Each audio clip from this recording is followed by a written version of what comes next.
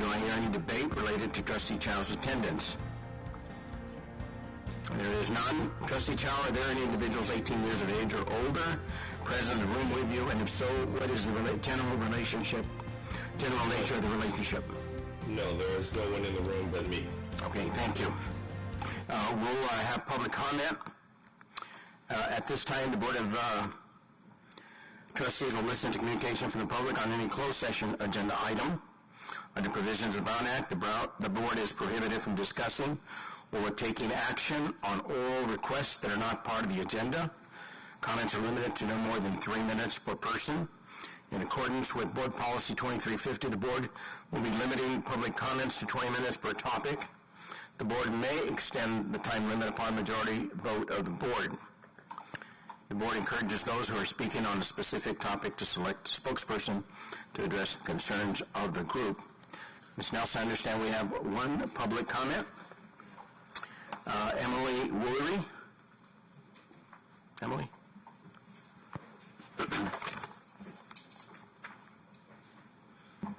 Thank you. Good evening, everyone.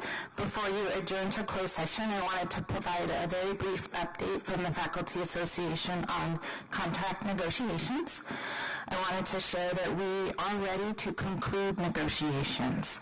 We reached tentative agreements on several major things this week, such as distance learning certification, also called SPOT, and salaries.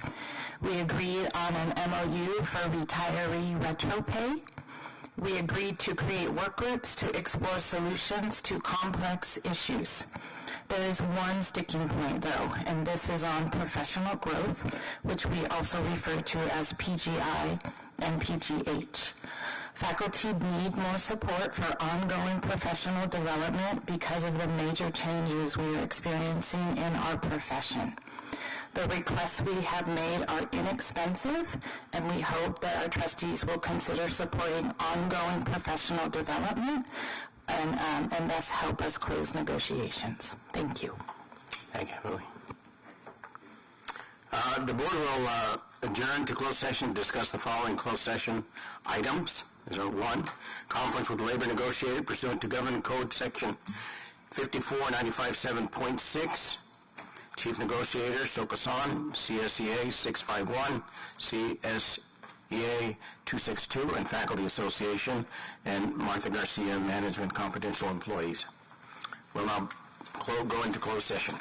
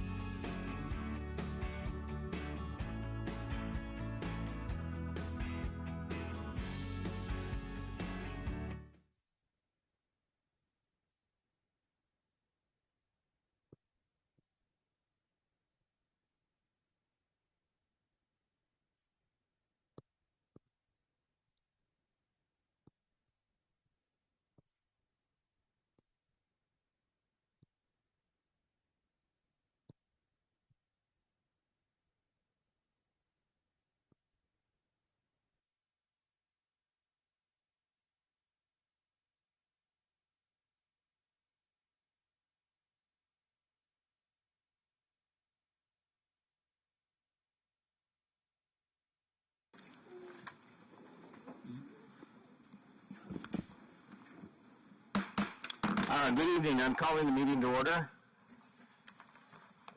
I'd like to start the meeting by giving consideration and acknowledgement to the Gabrielino Tongva peoples as the traditional land caretakers of Towangar. I want to ask that we all pay our respects to the Han Ukuvatam, the Ahihiram, and the Eohim Kim, which includes the ancestors, elders, relatives, and relations, past, present, and emerging. Roger, could you please lead us in the flag salute? Stand. Place your hands appropriately and begin in 3, 2, 1. I pledge allegiance to the flag of the United States of America and to the republic for which it stands, one nation, under God, indivisible, with liberty and justice for all. Thank you very much. Conference with labor negotiations to government code section 35495.6. Chief Negotiator Soko-san, CSEA 651, CSEA 262, and Faculty Association Martha Garcia, Manager and Confidential Employees. No action was taken in closed session. So we'll move on to introduction of newly appointed and promoted employees, and I'll begin with our new hires, those that are present. And let's begin with Victoria Davey, Student Services Program Specialist 2, Financial Aid. If you could please come up, have a seat. I think you push the button there for the mic so that it's on. And tell us a little bit. Hello, everyone. My name is Victoria Davey. I would like to extend a welcome to Dr. Garcia and also to Dr. Costello for being here and being new. I'm new to scholarships, but I'm not new to Mount SAC.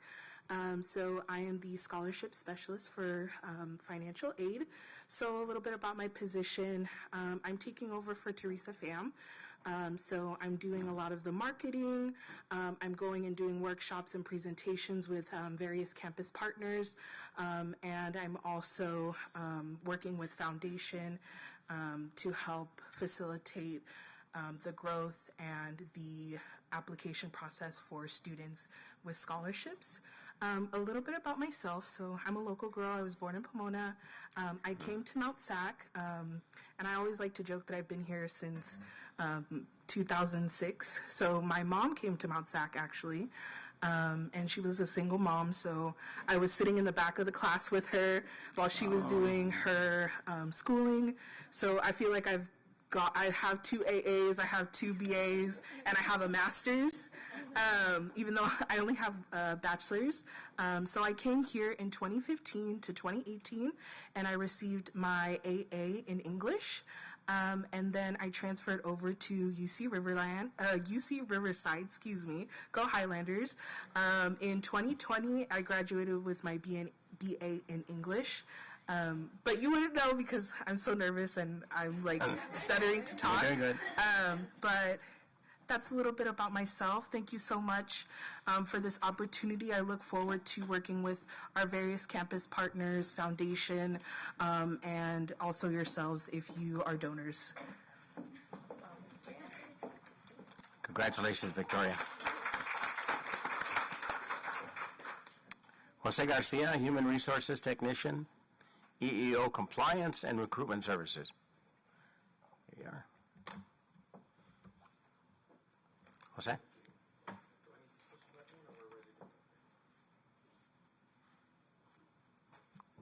Yeah. There you go. Okay. Well, thank you, Board of Trustees. This is a great opportunity for me. Mount SAC is very dear to me. I'm a alum. I played baseball here, and I'm very proud to be part of, the Mount SAC team. A little bit about myself. I am one of the new human resources technicians here in the recruitment field, and I have 20 years of HR experience. Been in education and HR for the past 20 years. for one of the local Baldwin Park Unified School District. So again, very grateful to be here. I thank you all for this opportunity. I just hope that I can bring some experience, some of my knowledge to an already great team that we have here in Human Resources. Everybody's been really helpful, and just really excited for this opportunity, and hope to grow, with the campus. Congratulations. All right, thank you. Joy Clark, are you present? Joy? Okay. I think she was unable to make it, but Raul Garcia, Human Resource Technician, EEO Compliance and Recruitment Services. Raul?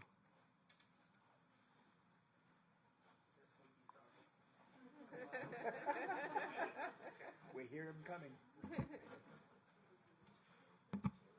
Okay. Thank you, everyone, for the warm welcome. My name is Raul Garcia. I'm the HR technician here at Mount San Antonio College. While the HR department is new to me here at Mount SAC is not. I graduated here with my associate's degree with the help of the Bridge program. With the help of Mount SAC counselors, I was able to transfer over to Cal Poly Pomona, obtain my bachelor's degree in management and human resources. After working a couple years in the private industry, I saw this opportunity and I knew I had to apply. I knew this campus really helped me shape me into the person I am today. I wanted to give back to our community, our students, and each other, and really provide the best experience for all, making sure we are diverse and equitable and really treat everyone with respect. I hope to hopefully work with you one day in the HR aspect. But I just want to say thank you for this warm welcome. Enjoy the rest of your day. Congratulations. I'm glad to see that Garcias are well represented at Mount SAC. Christine Green, Student Services Program Specialist, Access. Good evening, everyone. I am Kristen Green. I work with the Access Department as a program specialist. Although I'm new to this position. I'm not new to Mount SAC or the Disability Center. I attended Mount SAC straight out of high school, obtained an AA, transferred to Cal State University of Fullerton, and received my BA in graphic design, all while working at Mount SAC for 14 years. 11 years at the Disability Center, and then 3 years at the Child Development Center. I changed my major to Child Development within that time frame at Mount SAC, hence why I was able to work at the preschool setting. Then I later went on to teaching in the early intervention. As an early intervention teacher, I decided to come back to Mount SAC when one of my longtime friends mentioned that there was a position available at the Disability Center, at the testing center. So here I am. I made it full circle, and I couldn't be happier serving the students again here at Mount SAC. I appreciate you for having me and giving me this opportunity again to work for Mount SAC. Thank you. Congratulations. All right, Joy Clark, Administrative Services 3, Counseling. Welcome. Thank you.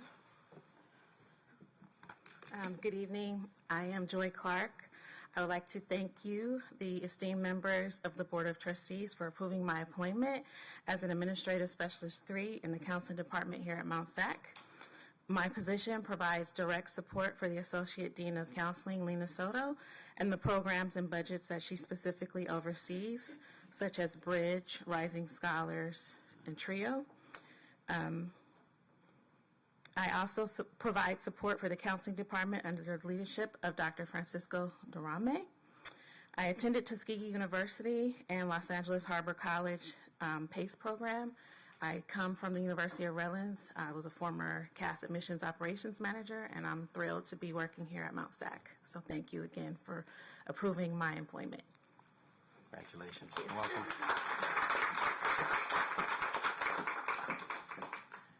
Nicholas Vega, Human Resources Technician, EEO Compliance Recruitment Services.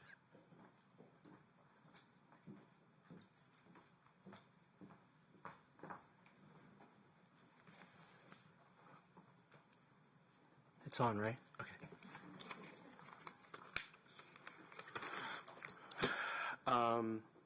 Ladies and gentlemen of the esteemed members of the Board of Trustees, good evening. My name is Nicholas Vega. I'm honored to stand before you today as a dedicated professional with a passion for human resources and leadership. I hold a Bachelor's of Science degree in Human Resources Management from Cal Poly Pomona. And I'm on this great journey of obtaining my Master's of Science in Leadership and Management from the University of Laverne. With a total of 11 years in the human resources realm, I've spent the last 15 years in transportation, so I am new to higher learning, but I'm excited to this new journey that I'm about to embark on. I currently, right now, I am a human resources technician, where I oversee meticulous processing of new hire information for short-term, hourly, temporary staffing, adjunct, and substitutes. I'm also involved in the recruitment process for our adjunct faculty. So, in conclusion, I'm genuinely thrilled about this opportunity. I just wanted to thank you all for giving me this great opportunity to bring my skills to the table, and I'm looking forward to growing with the college. Thank you so much. Welcome. Congratulations. Okay, among confidential employees, Esther Santiago, Executive Assistant 1, EEO Compliance and Recruitment Services. I hate to be the person with the phone, but I brought the phone. That's good. Good evening, everybody. My name is Esther Santiago. I am the Executive Assistant to our Associate Vice President of Human Resources, Ms. Tika DeVay Harris. Let me tell you, it hasn't been easy, but it's been a wonderful journey so far in the month I've been here. And in case you were wondering, I know there's a lot of Garcias. There's also another Santiago. No, I'm not related to Yadira. So there's no nepotism going on here, okay? I have 10 years of experience working in the public sector for a government agency, the County of Riverside to be specific, and several years of customer service experience. I am currently continuing my education in business administration. And unfortunately, I was not a student here, but I have been trying to apply since 2016, and so now was my opportunity. So I'm grateful. Thank you for your selection and hiring me, and I appreciate the opportunity. Congratulations.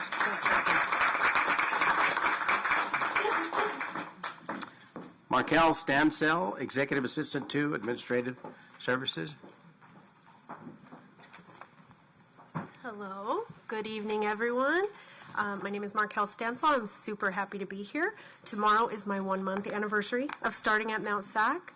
I am the new executive assistant to VP Morris Rodriguez in Administrative Services. So just really excited to be here. Mount SAC has such a good reputation in the community and throughout the state. So very excited. I am a proud product of the California Community College system. I started at Fullerton College as a student worker in the bookstore. And after I graduated there, I transferred to Cal Poly Pomona, where I worked in the Office of Undergraduate Studies. And then I made my way over to Cal State Fullerton, worked there in extended education, worked again for North Orange County Community College District in their School of Continuing Ed. And last but certainly not least, I spent the last 6.5 years down the road here at Rio Hondo College, and I was the executive assistant there to the vice president of instruction. So that's where I'm coming from, but super happy to be here, excited to be part of the team, and thank you so much for my appointment. I look forward to working with you. Thank you. Welcome. And congratulations. Kaylee Campbell, Associate Dean, Dual Enrollment Instruction.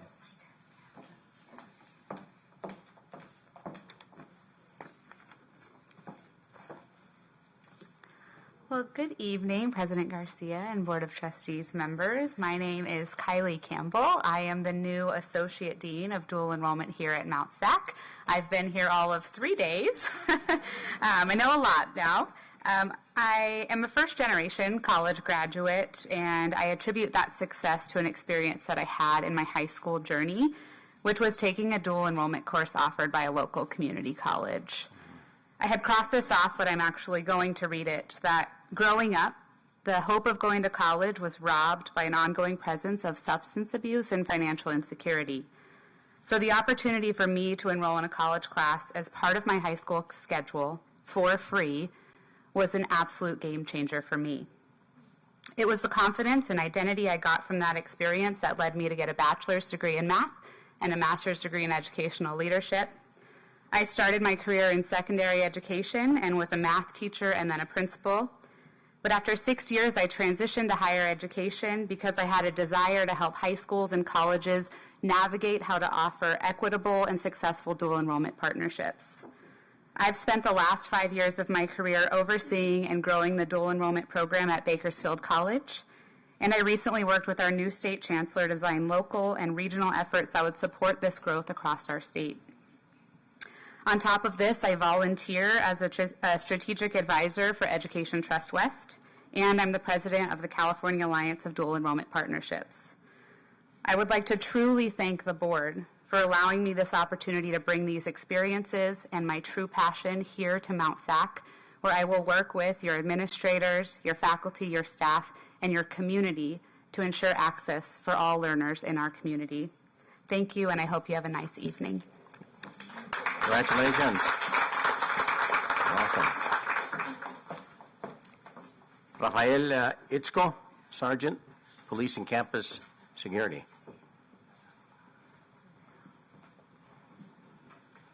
All right, good evening, everyone.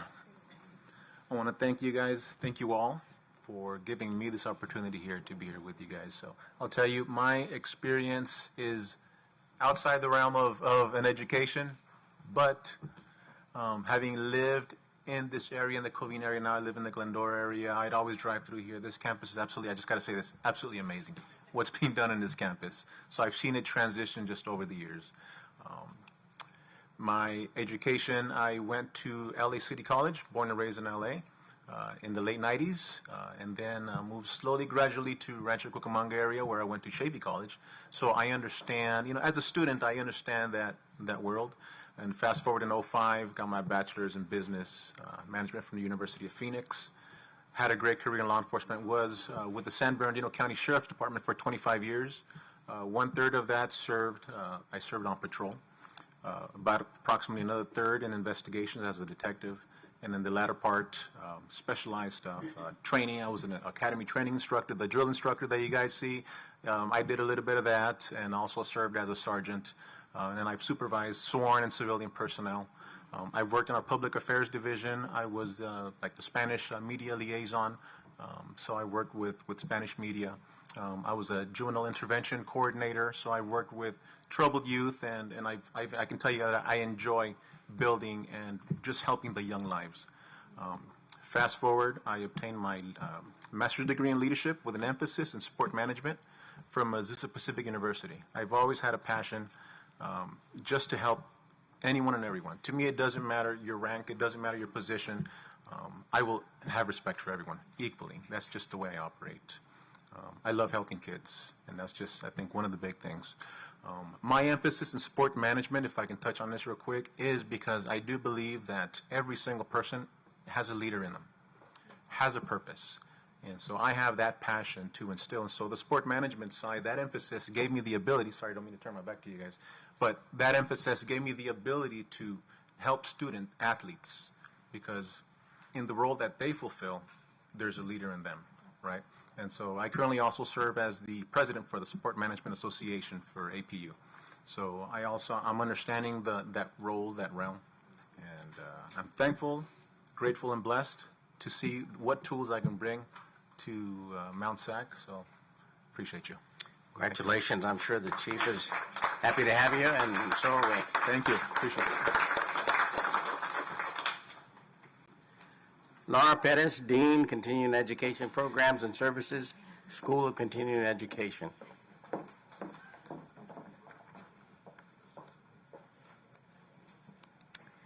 Good evening, Board of Trustees and Dr. Garcia and the rest of the executive cabinet. My name is Laura Perez, and I am going to be serving as the proud Dean of the Continuing Education. My passion for adult education began as a child when I saw the best ESL teacher in action, my mom. So as a child of immigrant parents, my parents always instilled in me, we have to make education attainable for all, even for those who think they don't deserve it. And that's why I went into adult education. You know, it's no surprise I started off as an ESL teacher 20 years ago myself.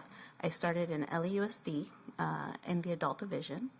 I've served in various capacities and roles there, and I really was able to learn what the adult education population meant. Then I transitioned. In my last 6 years, I was the Dean of Adult Ed at Los Angeles Southwest College, where I was able to, I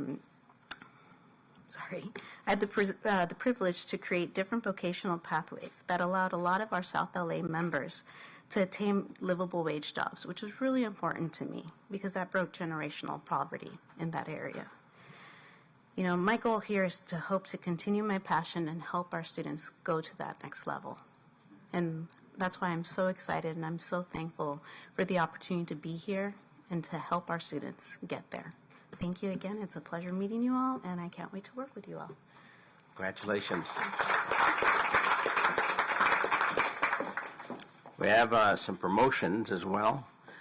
Confidential employees, Elizabeth Hadagi, Human Resources Analyst, HR Investigations, and ADA Accommodations. Elizabeth, you're not here, huh? Okay. In management employees, also promotions, Tammy Pearson, Associate VP, School of Continuing Education. Tammy.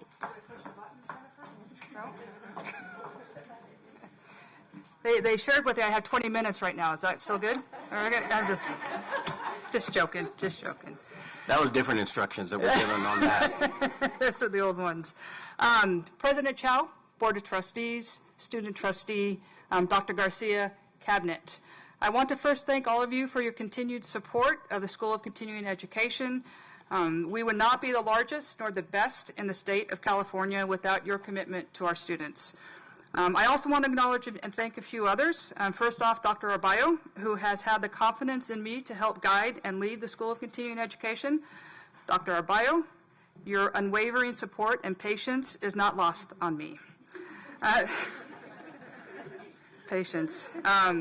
DESE staff, who continue to fight for our students, and their dedication to each other and willingness to do whatever it takes is why we are the best. And everyone else on this campus who understand the importance of SCE in all of our students' education, the passion for all our students, and the belief that all of them should have access to the best education makes me proud to be at Mount SAC. I want to thank my family and friends who continue to put up with me as I've taken this educational journey from growing up in Hacienda Heights, graduating from Los Altos High School, area connection, becoming a high school teacher, administrator, district superintendent, and now here at Mount SAC for the past 7 years. Finally, my biggest champion has been my mom. This is my first big life event since my mom's passing. She truly believed that I could do anything. She taught me to do my best and always try to do what is right. You have my continued commitment that I will fight endlessly for our students who have historically received less and yet need so much more. Thank you. Thank you.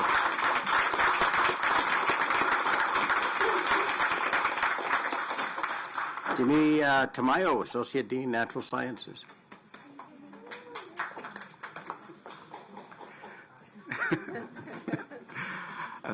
Good evening, Board of members of the Board of Trustees, Dr. Garcia, and other members of the dais here. As Dr. Baca said, my name is Jimmy Tamayo. I am the new Associate Dean in Natural Sciences. A little brief background on myself. I was born and raised in El Centro, California, out in the Imperial Valley, where Dr. Garcia was a while back. And I received a bachelor's in math and a bachelor's in computer science at Cal Poly Pomona, and a master's in math at UC Riverside. I have been a member of the Mount SAC community for 22 years in the math and computer science department. I was 21 years as a full-time math professor there, math and computer science professor. And in the time that I was teaching, student success and, student access has always been very personal to me because, I feel every student has the right and to a good education and the ability to have an education, because without that, a lot of people just get lost. And particularly in math, it's always been, such a, one of those big subjects of how can we get, students through math. So it's always been a big part of who I am, and, making sure that students know that I care, right? Because that's always been most important to me. I've had the privilege of serving as department chair for the past 7 years until I moved over as interim associate dean back in April. And then I just started as the new permanent associate dean in July. I would like to thank all of you for confirming this appointment and for your trust in me. I look forward to working with Dean Bailey over the upcoming years, so that this way we can serve our students, our faculty, and our staff as best as we can and provide as much opportunities and support for them as possible. So thanks, I appreciate it.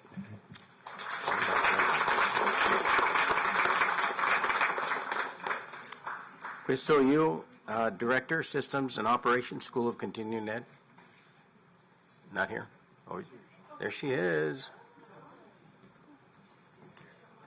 I sensed your presence, that's why. Good evening, everyone. So my name is Crystal Yo. I am the Director of Systems and Operations in the School of Continuing Education.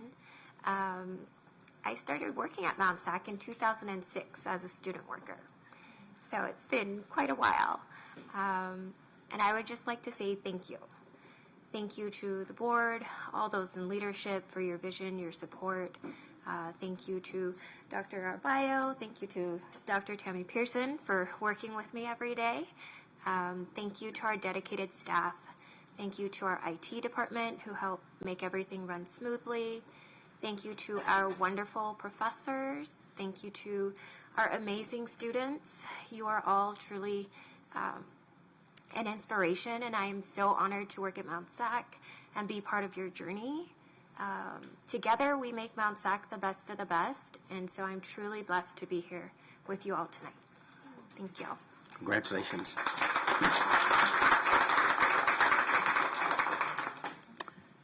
Is Matt Judge here? No, not. Okay. We do have a certificate for him, so we'll get that delivered to him. That judge, of course, was the Dean of Natural Sciences for 36 years. Thank him for the services. So we'll move on to approval of the minutes. I'll entertain an approval for the minutes of the regular meeting of June 28th, 2023. So moved. Okay, we have a first and a second. Student trustee? I concur. Okay, all in favor, please say aye. Aye. Okay. Do roll call vote? Roll call vote needed? Okay. We'll need to do the roll call vote. So Trustee Chen? Abstain.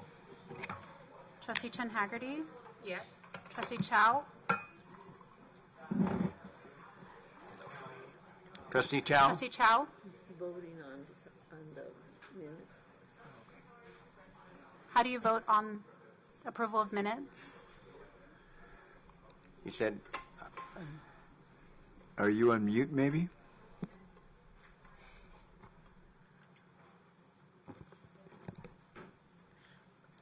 Dr. Bach. can we accept a thumbs up or thumbs down? Yeah. You got to.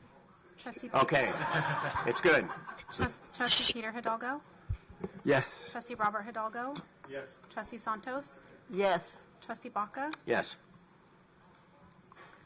Point of order, Dr. Bach.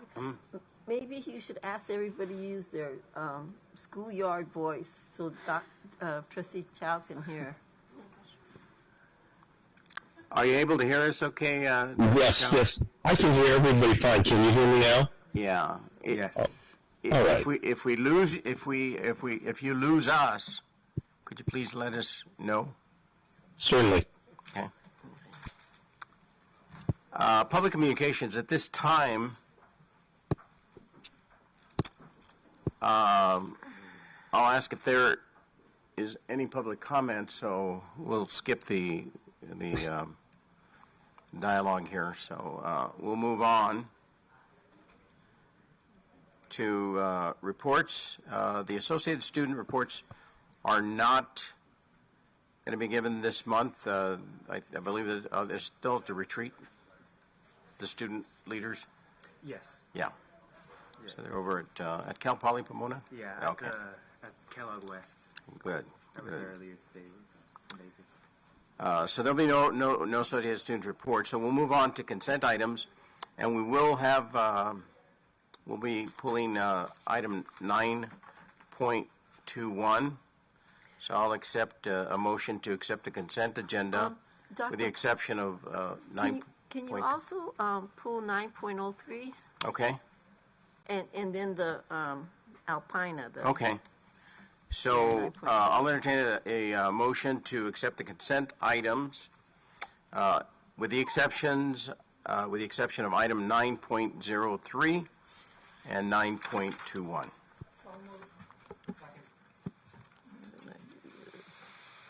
Roll call vote. Well, before we move on to the roll call, Student trustee. student trustee. I concur. Okay. Trustee Chen? Aye. Trustee Chen Haggerty? Aye. Trustee Chow? Aye. Trustee Peter Hidalgo? Aye. Trustee Robert Hidalgo? Aye. Trustee Santos? Yes. Trustee Baca? Aye. Motion passes. Okay. Consent items passed with the exception of 9.03 and 9.21. So we'll move on to consent item 9.03. That's AZ Construction, Inc., Ace Fence Company for the Sand Valley Ball and Lot W Improvements Project, which is bid number 3436. I'll entertain a motion to accept item 9.03. So moved. Have first, second. All right, discussion. So we have like 6 change orders, and I'm really happy about the ones that came under budget. That's really great. But I have a problem with the big change orders. And it kind of makes me wonder about the fairness of the bidding process. And then this is the only chance that all the trustees have to talk with each other. So my question to, the other trustees, and you don't have to answer me now, but I was wondering if we should have some kind of standard. I would like to see no more than 5% change orders, and like I said, it just makes me wonder about, our bidding process. When we do our budget for the college, we're conservative and, we end up with money left over at the end. But,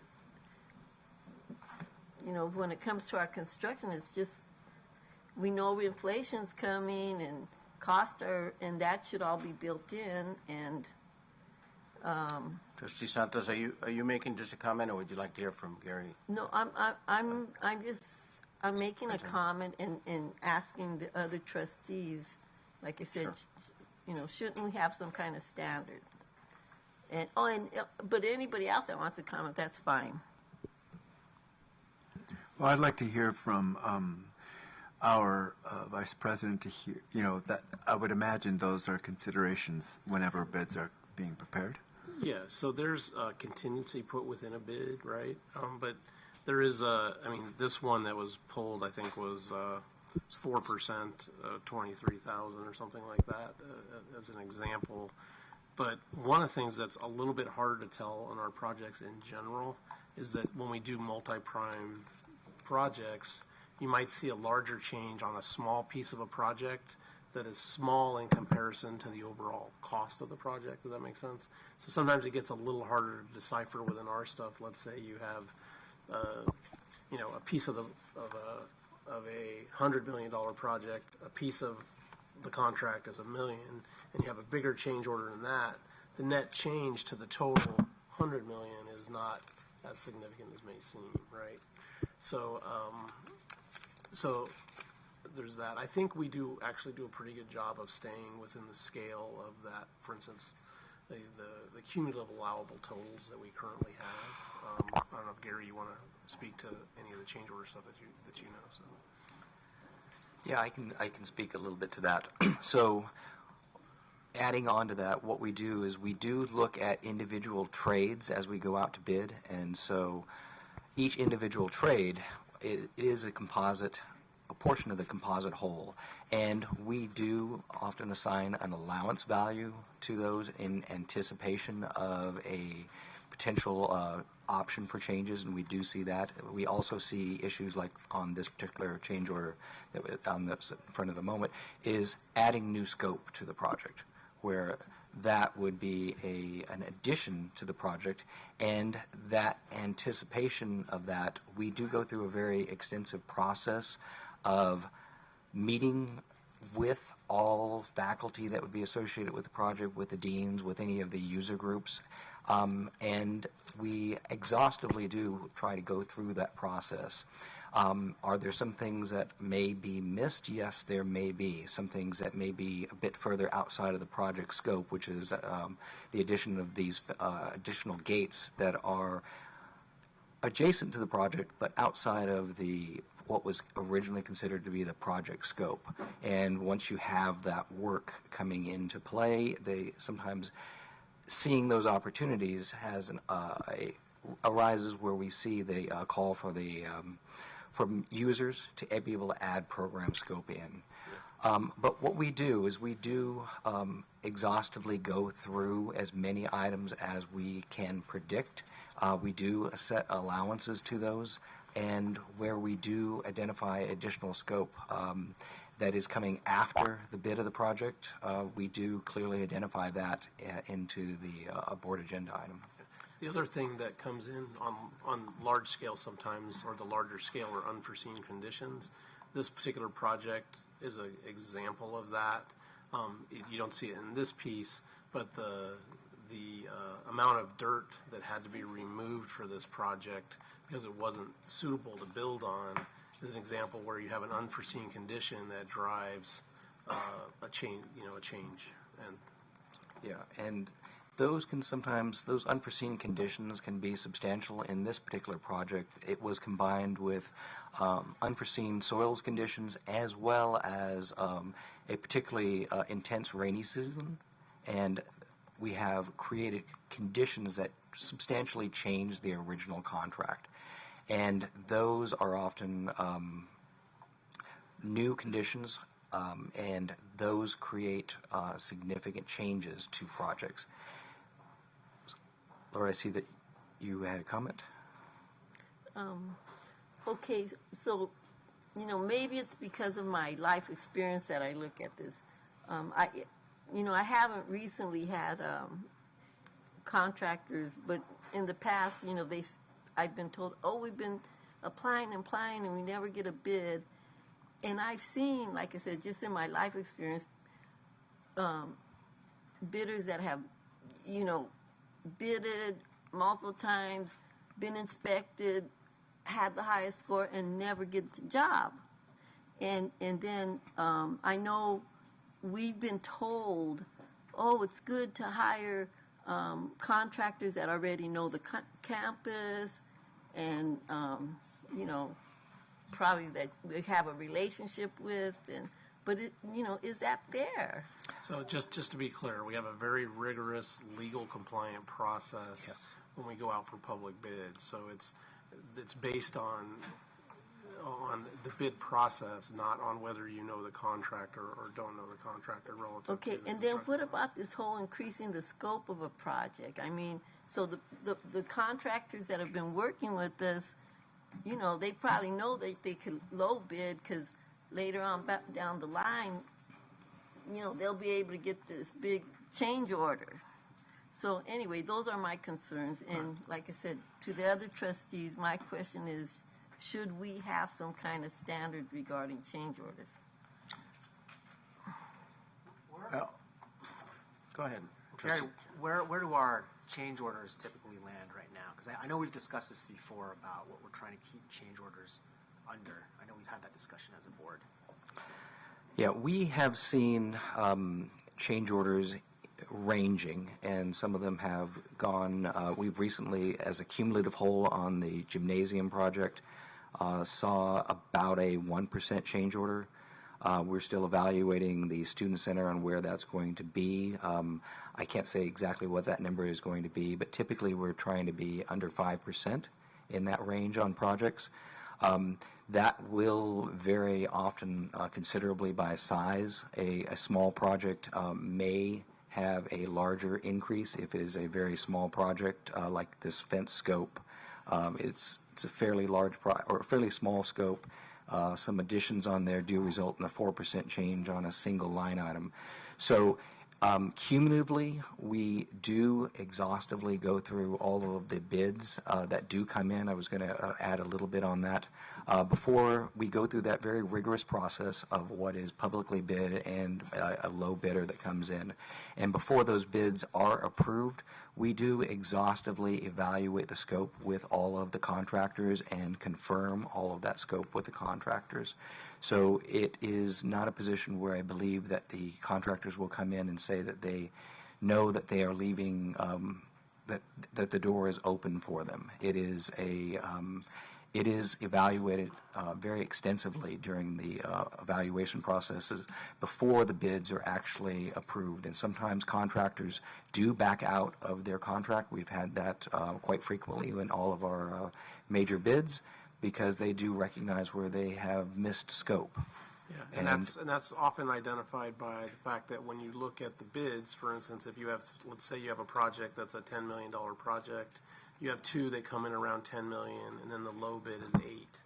Then you're asking questions to see if they've actually responded appropriately to the bid, and that's where they often back out because they recognize that they really haven't understood all the components. Yeah, and there's an extensive interview process to identify, not just accept the bid as it's on its face value, but to comprehensively go through the set of plans, go through the scope of work, and question them and make sure that they do see they've identified the value and see it in the same way that we do.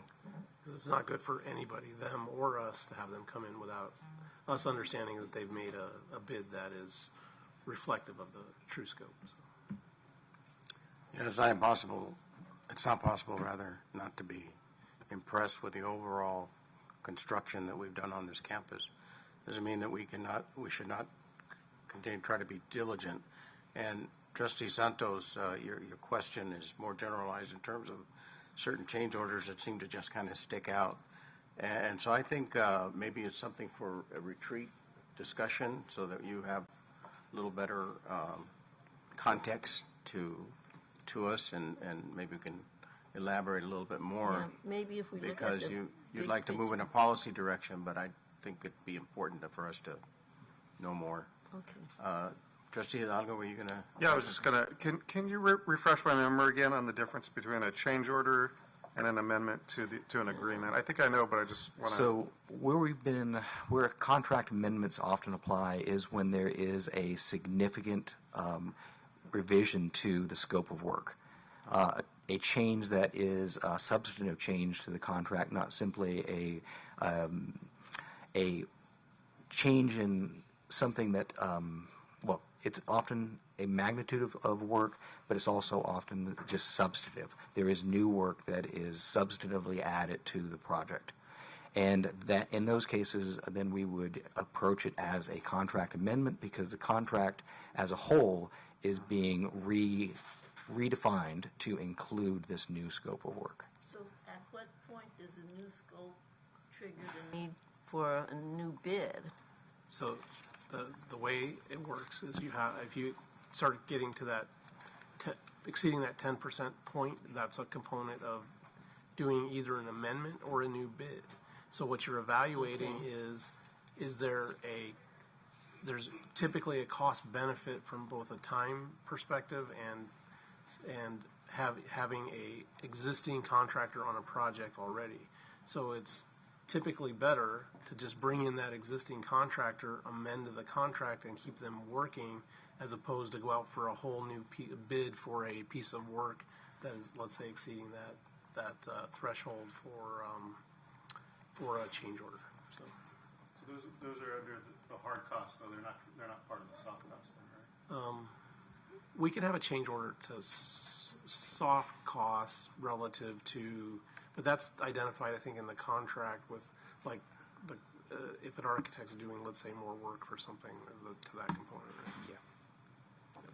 I have a question. Before entering into contracts with certain organizations and/or companies, do you guys consider Mount SAC's mission statement and/or core values?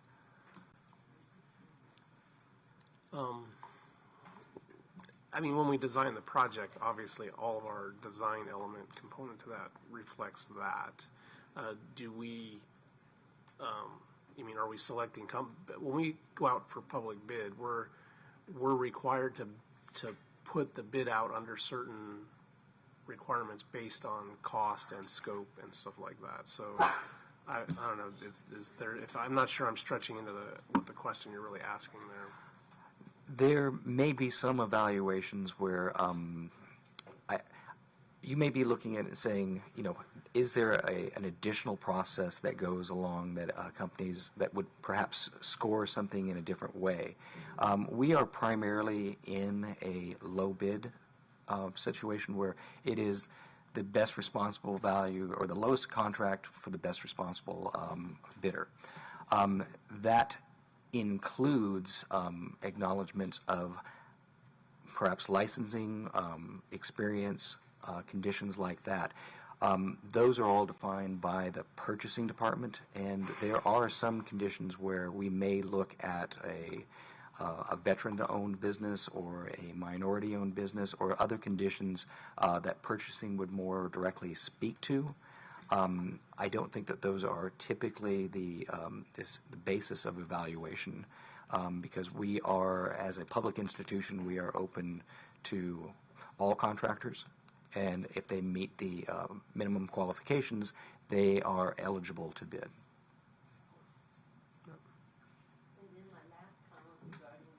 Is I still don't like the fence around, I think I'm the only one in the world, and around the Wildlife Center sanctuary because it cuts off access. But I don't think anybody agrees. Thanks. Thanks for the questions. Anything else? All right, student trustee. I concur. Roll call. Trustee Chen? Aye. Trustee Chen Haggerty? Aye. Trustee Chow? Aye. Trustee Peter Hidalgo? Yes. Trustee Robert Hidalgo? Aye. Trustee Santos? Aye. Trustee Baca? Aye. Motion passes. Okay, 9.03 is approved. We'll move on to consent item 9.21, termination agreement and quitclaim with Alpina Investments Incorporated. Entertain a motion. I'll move to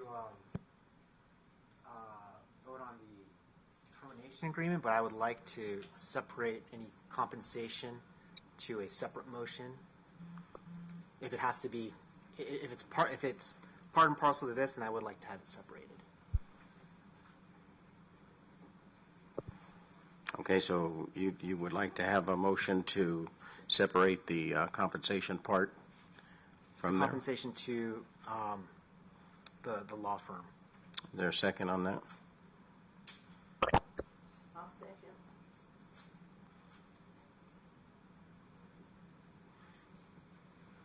Discussion? Or do we need to take action on that, Carol? Discussion. Yeah, discussion. This is in regards to 9.21, correct? Thank you. And then the question before us is to separate the agreement, the compensation aspect of the agreement with the rest of it. So discussion. So just like a general discussion about the termination agreement. So this would be, if we submit this, it's to the Public Property Financing Corporation. And Alpina itself, they have not agreed to this yet. This is just what we want them to sign. Okay, so let's kind of break down the pieces and the steps. Okay, what's that? Okay, so the, What about the motion? We're having discussion. We've already, You've already we've opened seconded it. discussion. We'll, On 9.2 on Jay's motion.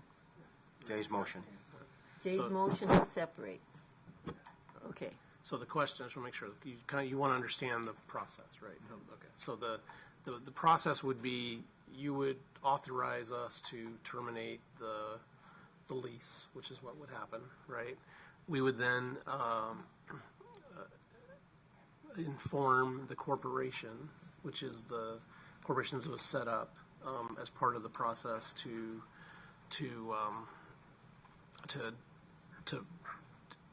put out the COPs and use those COPs. We would request that they sign the agreement, okay? This agreement. This agreement, the termination agreement.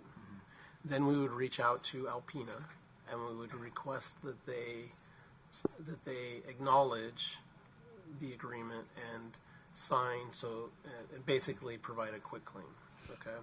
So that other quick claim is not The quick part of claim this. is specifically what we would like Alpina to do, but doesn't mean we're going to stop if Alpina doesn't sign that. Does that make sense? So we're going to ask Alpina to basically join us, sign that, and then we're all happy in an agreement, right? So regardless of whether that happens, the next step would be that we would record that document with LA County, right? And then we would contact Fidelity to request the COPs, right? And then and also notify them that they are void. So even if they don't send them back to us, we're still notifying them that they are void, okay? Then we would, there's a place where we post like for instance, our bond debt and all those different types of things, like a COP, and that's the EMA, where we do what we call EMA reporting. So that just like when we issue bonds, all those bonds are available for people that are looking at debt or where it's posted. So this COP is posted on there. So we would notify EMA that this. So it's there right now. Yeah, it's always posted. It was posted there when we basically back in November decided to go out and issue the COPs because we have to notify of the debt and do reporting on that. So we would pull back from that. So we would go through all the steps regardless of whether Alpina is on board or not. But the goal would be that they would get on board and also sign the acknowledgement with it as well. And so that would be the steps of the process. Trustee Chin, your question is a little more narrow, having to do with simply the compensation aspect to. Yeah, well, I wanted to understand what we were hoping to achieve through this, and if there were other steps that had to be taken. Okay. But also, and I'm fine with the district trying to get this signed because we need to get the COPs back, absolutely. What I'm not comfortable with is paying the same firm that talked us into this $50,000 for this document. Sure. Because, first of all, I think there's a conflict of interest. They've been marketing this agreement to other colleges as well. They marketed it to us. I think there's a big conflict of interest trusting them to get this done and then paying them this very large sum of $50,000 to do so. And there's no guarantee, right, that Alpina will actually sign this or not sue us later. There's no guarantee. Yeah, there's never a guarantee of a lawsuit in any situation that we're in. The only thing that we're guaranteeing is we're going to go through this process to pull back the COPs because in the lease agreement we had if Alpena defaults, then we can terminate the lease. So we're using that component of the lease agreement to terminate under. But the firm did work on our behalf, so presumably in good faith. Yeah. And we had asked, I mean, this board also made clear that we did not want Alpena working. No, we did not want Stradling to work on any more of our cases. That's why we voted down a continuation of that agreement with Stradling. So let's talk just a little bit about that. So what we're also looking at from the perspective here is we already have like a lot of the work done in terms of like working with to close this out. I'm not talking about the fee. I'm just talking about working with to close this out. We have the expertise that understands the agreement. They has the relationship to hopefully get an amicable pullback from the agreement, right? The other thing I know, we could have brought in that other firm that we were paying over $600 an hour to do it. I don't think for this part we necessarily need to bring in a different firm to go through these steps. Does that make sense? And close this out. I think our ability to get Alpena to respond will be best with that developed relationship, and then move on from there as discussed. So. But this is the same firm that drafted the contract that is ambiguous enough that we can still be sued even though Alpena defaulted. And there are a lot of holes in that contract that Stradling provided to us, which they had a fiduciary duty to review and edit and revise to protect the college. That hasn't been done because obviously we stand to face litigation still, even though Alpena has defaulted. So I just don't have trust in this law firm, and I also think if we want to compensate them for drafting this document, I'm happy to pay them at the hourly rate. But $50,000 to me seems to be way too much. Because originally they were asking for $200,000 if they came through with the $253 million grant. Sure. And that wasn't even in writing. That's their claim, that we owed them $200,000. We got zero, and now they want a fourth of that. So we did not get a fourth of $250 million. I understand. It would seem to me that, in the case where there's a breach of contract, that Alpena would be the ones having to pay the fee as opposed to that being forced on us. But that may require more legal action. But I think that would require a lawsuit on our part to Alpena. I mean, if we came down to a lawsuit, you're really talking about we would be bringing together what we feel like are our losses, which I think, quite honestly, are probably more than Alpena's. In a countersuit or something like that. But I think the goal here is to get an amicable separation of the agreement and people to go their own ways. So, but I'll leave the just continued discussion of the legal fee up to you folks. I think the points you made, Vice President Rodrigue, make sense. But I also believe what Trustee Chen is saying makes sense too. What are our options? With the $50,000, do we? You give me direction on what you would like to happen. No, was that an invoice that you received, or no? It was just a discussion about not paying the $200, and so and then potentially bringing a fee to the board that might be more reasonable for the work that was done originally, and then this work now. And so, I made it very clear that I would bring it, and that's what I brought. So it's really, it's whatever direction you provide me, I'll provide back to. I can't believe the document was $50,000 worth it's of not work. The document. It's I think they're still looking the at the total relationship, the total work that's happened over the last X number of months. It's not just this. It's for the overall. The overall right. work. And then any future, basically, it would be all the work required to go through the termination of the lease, successful termination of the lease. So that means the sending off of the documents to the appropriate agencies, going through the hoops of doing that, and trying to push toward a successful retrieval of the COPs. Does that make So sense? then would it not be reasonable for us to consider payment once it's completed versus at this point? It seems early. Yeah, I mean, I was just trying to get all the cards on the table for an open discussion so that you had all elements of what's been discussed. And so that, and I can take whatever direction you have relative to the legal fee and bring that back. And so that, but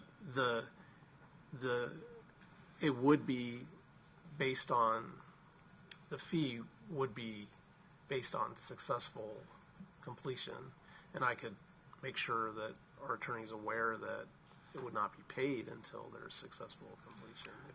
I'm much more comfortable revising the conditions rather than pulling or separating parts of this out, because it seems rather arbitrary, and then we're just basing it on whether or not we feel that the work was done in good faith or not, which is subjective, even though maybe some of us can have some specific arguments that support that.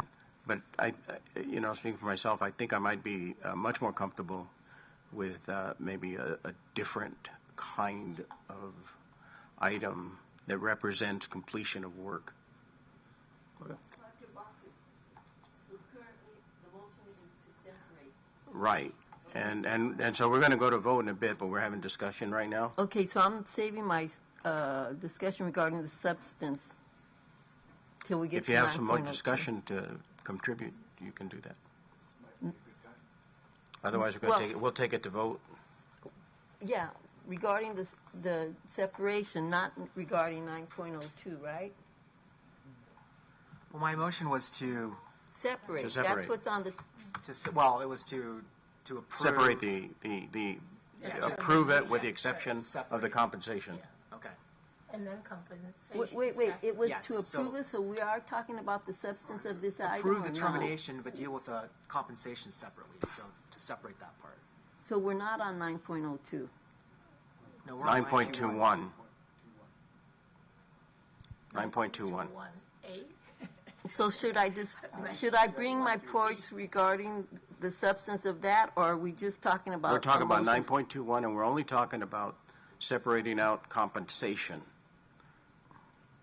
Okay, so I'm going to save my comments regarding the substance of the matter till the next motion. Because we're only, What's the next motion? the motion, Well, we have to deal with this motion before you start projecting a motion that may not materialize. Yeah, I don't know if you have something to say and it's related to this, you can say it now. okay, I'm going to say it. May I? Go ahead.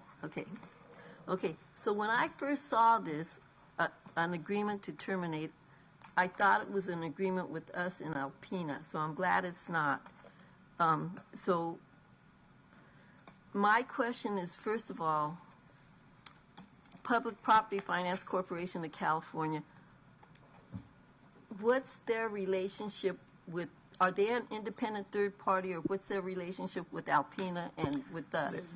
They don't have a relationship with Alpena. This is a corporation that is set up, in this case, we set it up? use them to do the intermediary work. So it's a very typical process when you do, let's say, a lease revenue bond, where you have these companies that will set up and process like, for instance, in this case, the COPs. So they have no relationship with Alpena. This is a separate. Alpena, what I was afraid of was that Alpena was actually in possession of the cops and had been leveraging them already.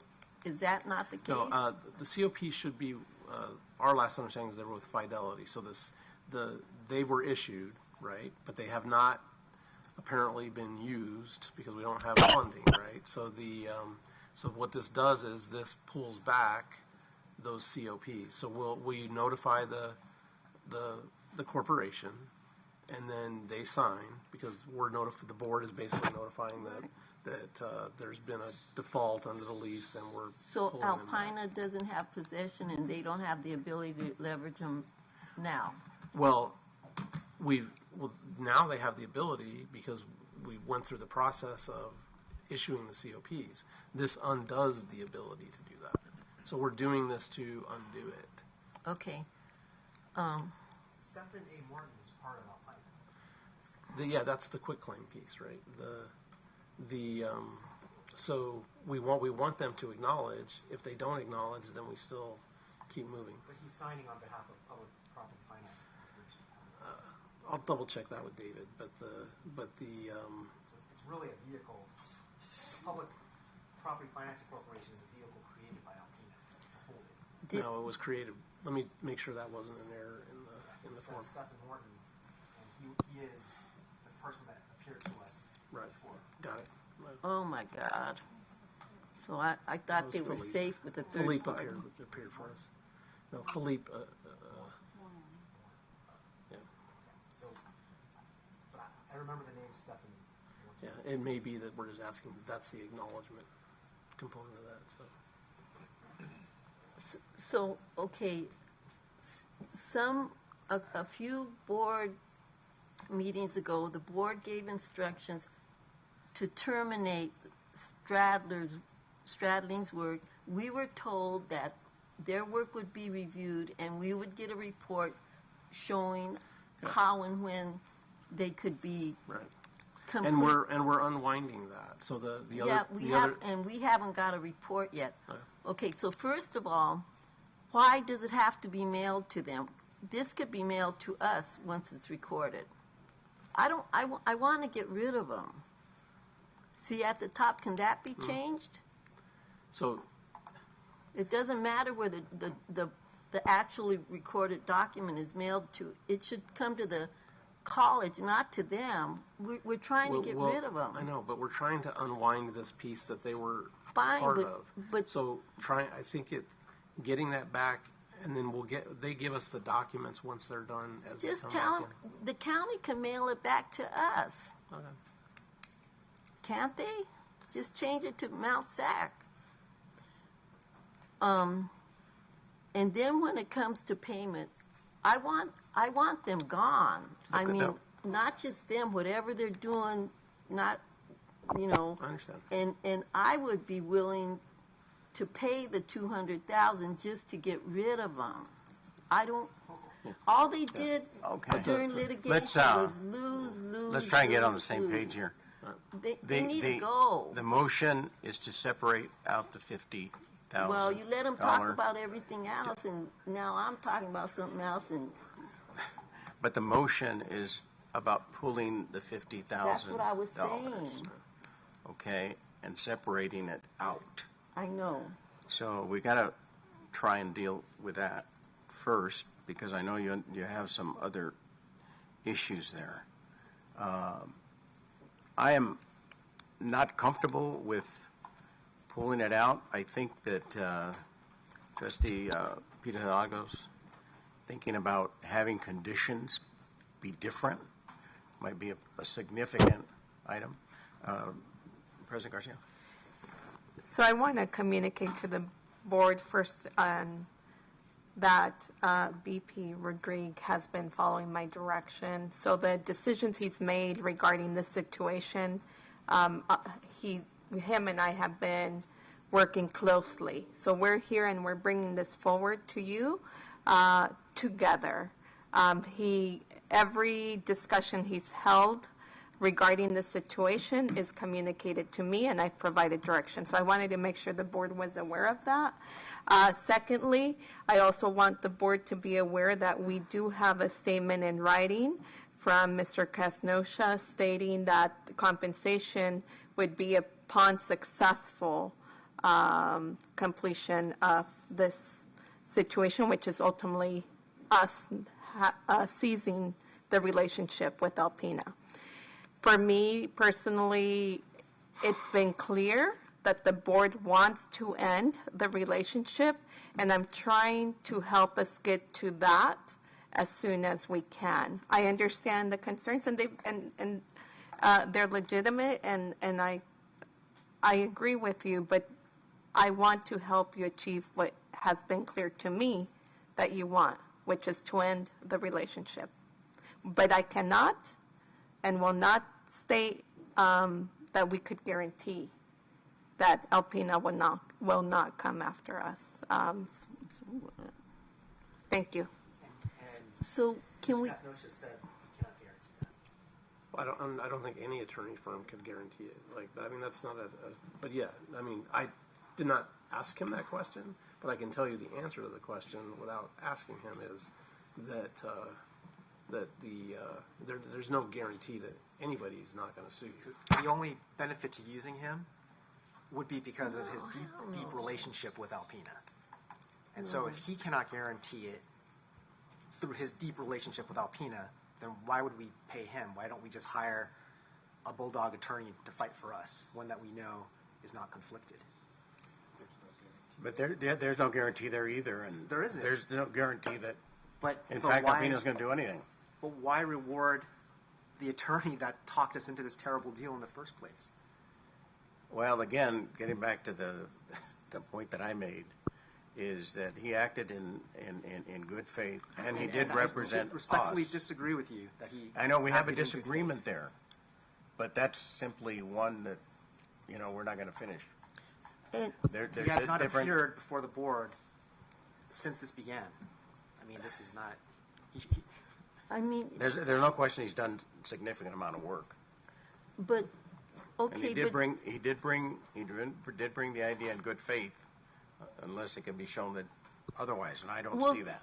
Trustee Chow already showed us. He did a significant amount of research, and he showed us who these people were. I frankly want to be done with this because we did take a majority vote to end it. And if this is going to do it, I think it's a good thing to have done.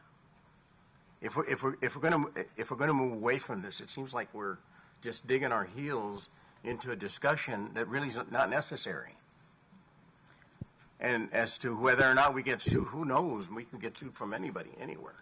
Yeah, but that's just not something that we could ask Casanoka or anyone else to say. Well, can you guarantee it? It's just just doesn't happen. Trustee Chow showed us all the red flags. Well, he did extensive research. Do we want to end that there wasn't any good faith? We want to end it, but I don't think that this firm is the firm to do it. Acted in good faith. They did not. I don't think so. They did no And due that's diligence. just a matter of difference of opinion. They did no due diligence on this company. Trustee Chow, want to say something? Dr. BofT, could I ask you a question, please?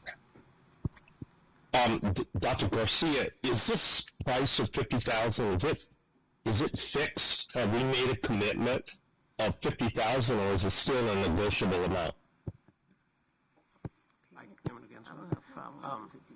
I did not guarantee. I told David that there was no guarantee that the board would necessarily agree to that fee. So there's not a commitment. I brought it forward as a lower fee than the $200,000 for the work that I brought it forward as a lower fee than the $200,000 that was previously committed. So in the statement that Dr. Garcia was talking about, the statement also includes that fee, that invoice that was sent is retracted and gone, and so basically it's replacing that invoice, and then the other component would come in. But I just said I would bring it forward, and I would not guarantee that the board would pass it. So what's your recommendation? I think it's a matter of whether you think, I think as Dr. Baca's mentioned, whether you think there was work done in good faith and worked through, and I can tell you that if you're just looking at it, okay, let's take away the whether we got the money or not got the money or whether there was, from an amount of hours work, I'm sure that there was significantly more hours involved than $50,000 worth of hours. So it really becomes down to whether you feel like, there was as I think the discussion revolves around what do you feel like the 50,000 was relative to good faith or not good faith, I guess is what kind of how you're thinking about it. But I'm bringing forward the information. I brought a significantly reduced fee, and the fee would. But would you say that if we pass this tonight, that it'll go a long way to ending this whole discussion? I would say that it would definitely has a high probability of that, yes, because we'll have somebody that's already familiar with everything that will push through to terminate the lease, and then we'll have that component of it done. Trustee Chen Haggerty, you have. Yeah. Set aside, we're not happy with David, okay? I have the same feeling, but I think the goal for me is to get the COP back and no quick claim. No claim from Alpina. That's, I'm a little surprised that, we've been told that we can cancel COP anytime and all that during all these, if everybody remember, it's like so easy. We can just cancel it anytime. But now you have this claim still hanging around from Alpina is really troublesome. So what's done is done. But now I really want that quick claim for down the road. So termination number one, get the COP back, plus quick claim. That's what I will tell David. So separate this, I will vote for termination and quick claim. I think we need to do that. And then for the fee, Dr. Garcia, if we can tell David, hey, if that termination can be successful, COP back, plus get rid of that Alpina, get him out of our life, I'm okay with 50,000. I would think if those services are rendered, I wouldn't have a problem with the $50,000 fee. I agree. So we have a motion before us about separating out, and then we'll see where we go from there. So, call for the question. Student trustee. I concur. Okay, do a roll call vote. Just for point of order, we're voting on only to pull out the compensation part. Okay. The motion to separate, correct? Well, at this point we're simply pulling it into two separate. My motion from the beginning was It'll be two different items. To vote to support the quick claim, but also separate the compensation. And then pick up separation as a separate item, the compensation part. To vote on that separately. Which seems to me complicates things, but the motion on the floor is to separate out compensation from the rest of it. Motion to separate first. Do we have to have the motion to separate first? Because I think Yeah. yes, we do.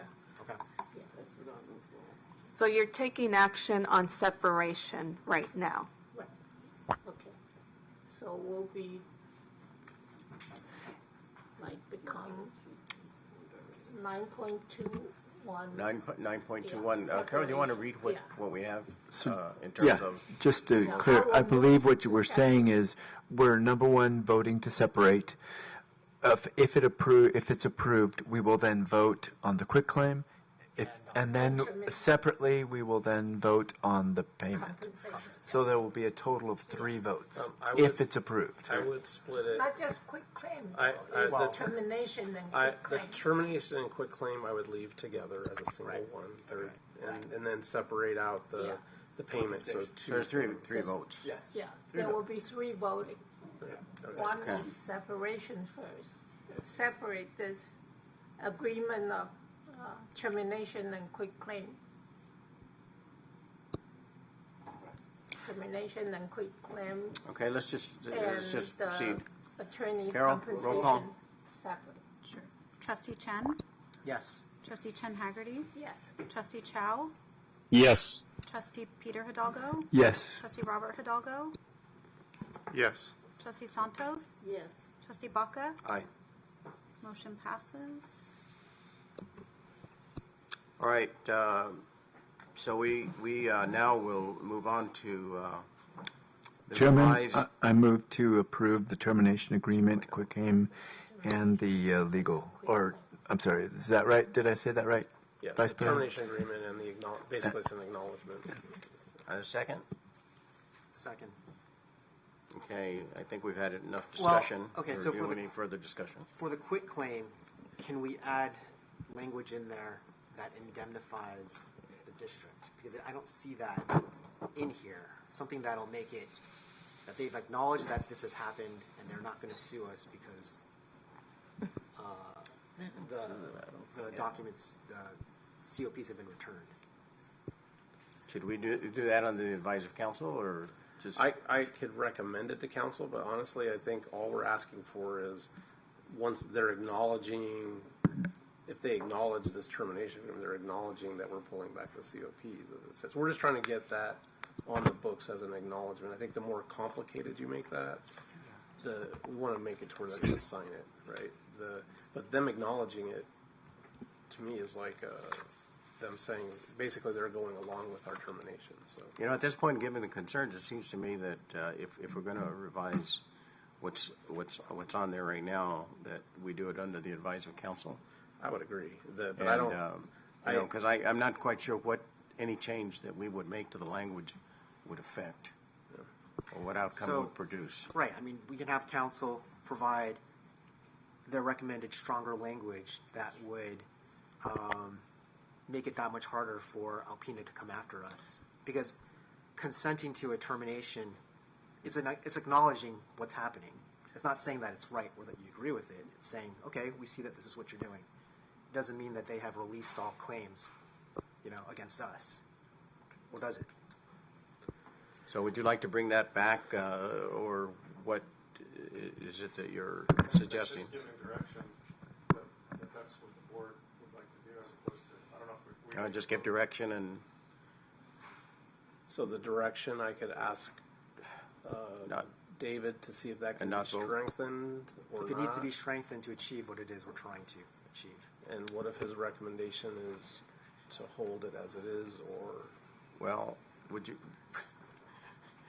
I thought that tonight we'd be done with this, but would it be a good idea to bring both of these items back, either at the next board meeting, or do we do it at a special board meeting if we need to move it along more quickly?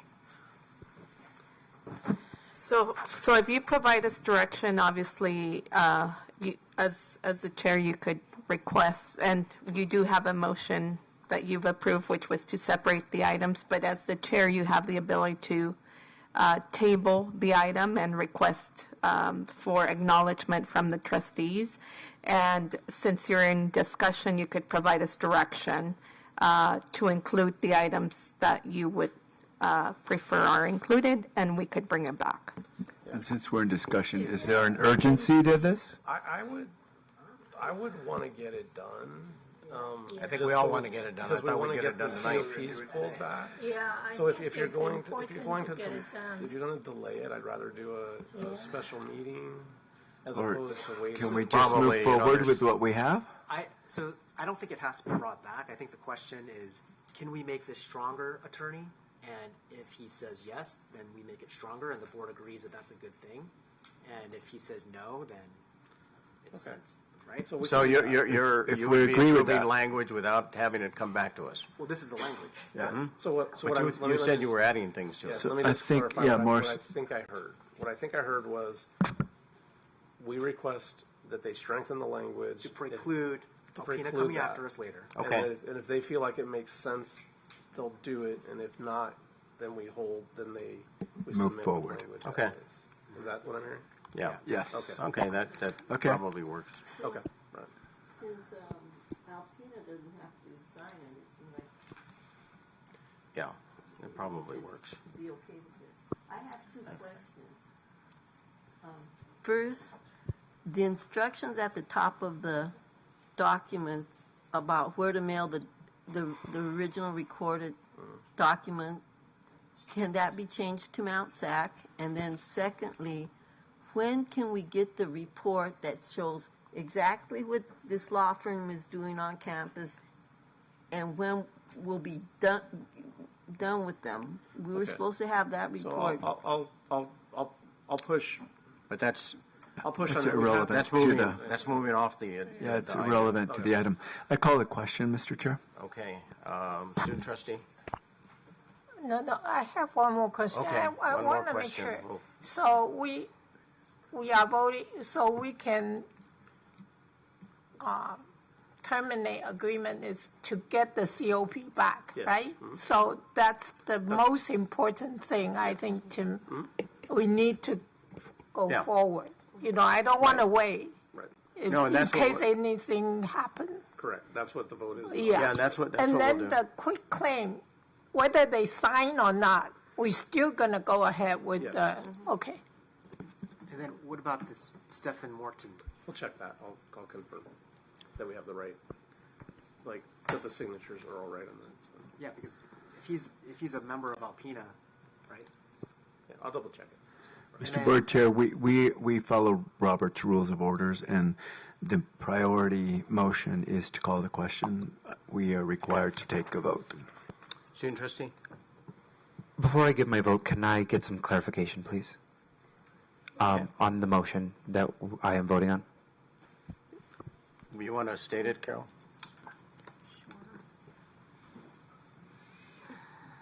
So the motion is that the board is authorizing the approval of the termination agreement and quitclaim. Can And you... allow for authorization, allow for strengthening of the Yes, with the wordage. caveat, the two caveats. One is to change the recorded document to be sent to the college and to strengthen the, Well, was that part of the motion? I don't think that changed the. That's just location. Yeah. Is that part of what we're voting on? No. Let me may I? Laura ask for? Please. May I clarify?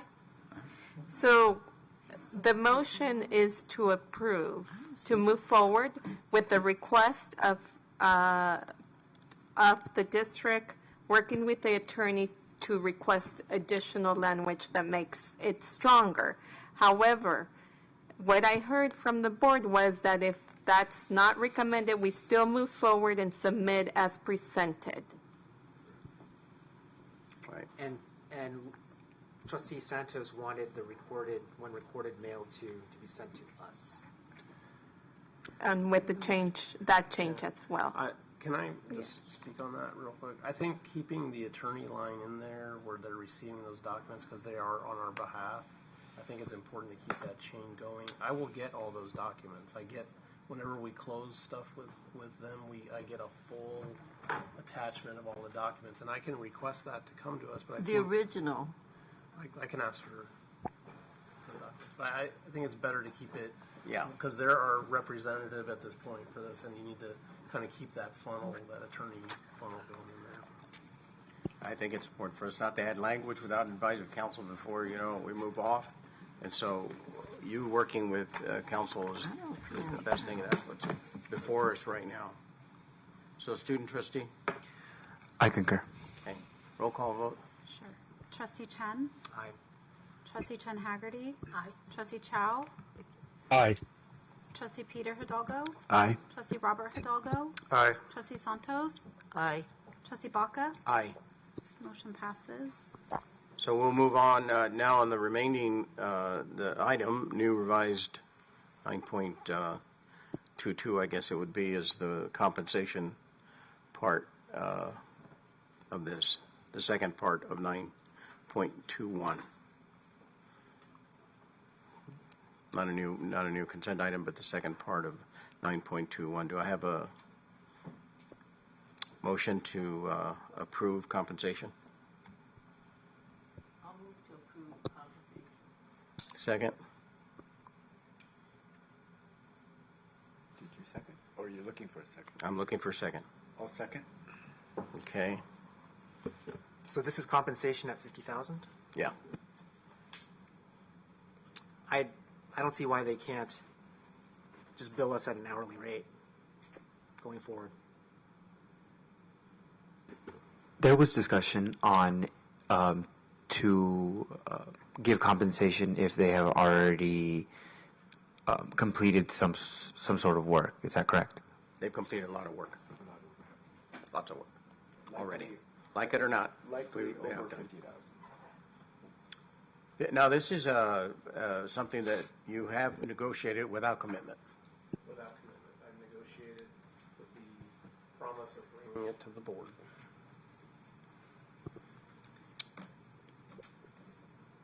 And even the amount that you're referring to, you know, that work, it was 200,000 that they said, Casanova said, we owed him if the $253 million came through. It was always contingent upon that money coming in, which it did not come in. Okay, but this comes down to a matter of whether or not we should compensate or not. So, you know, we recognize that Casanova and his firm have done a lot of work on this, and it has been negotiated by the administrative staff, Dr. Garcia.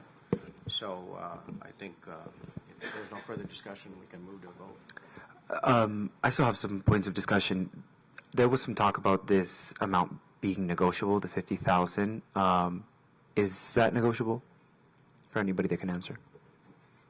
Based on the amount of work that was done. I will bring whatever the board directs back as a recommendation, whether it be 50,000 as we, Dr. Garcia and I conferred on, or some other determination. So we can either vote on the 50,000 or, I guess, send it back for further deliberation and negotiation. I think But gotta include also secure the quick claim from Alpina.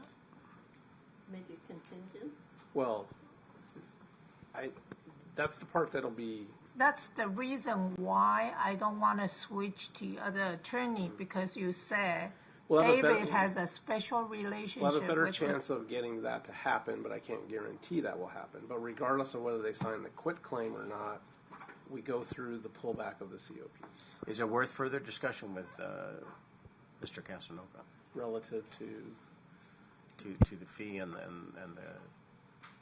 particulars of the quitclaim? And yeah, I mean, I'll have the discussion I had with him relative to the quitclaim is, regardless of whether they sign or not, we go through and move forward through the lease process, do the pullback, all of that stuff, right?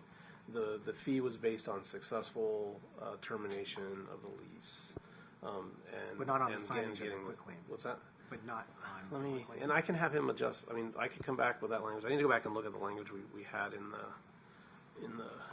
You want to come back with that language then next month? I mean, I've got it right sooner, now. if that's going to impede our ability to proceed with the previous. May he read the language to the board? Is that agreeable by the board? He has the language. Can he read it? Yeah, hang on. Something in addition to what's on the agenda? Well, it's tied to this. So the question is about the fee, right? Right. So here's what I have in writing about the fee. So about the fee is, this email confirms our conversation this morning, which I assured a payment of $50,000 for legal fees incurred at the district's direction in connection with delivery of the $254 million in certificates and to Alpina Investments, which fully satisfy all fees and costs incurred by Stratton from commencement through the successful termination of this transaction and the recordation of final documents, canceling the certificates and revoking the corresponding leases. And then they would, the invoice previously submitted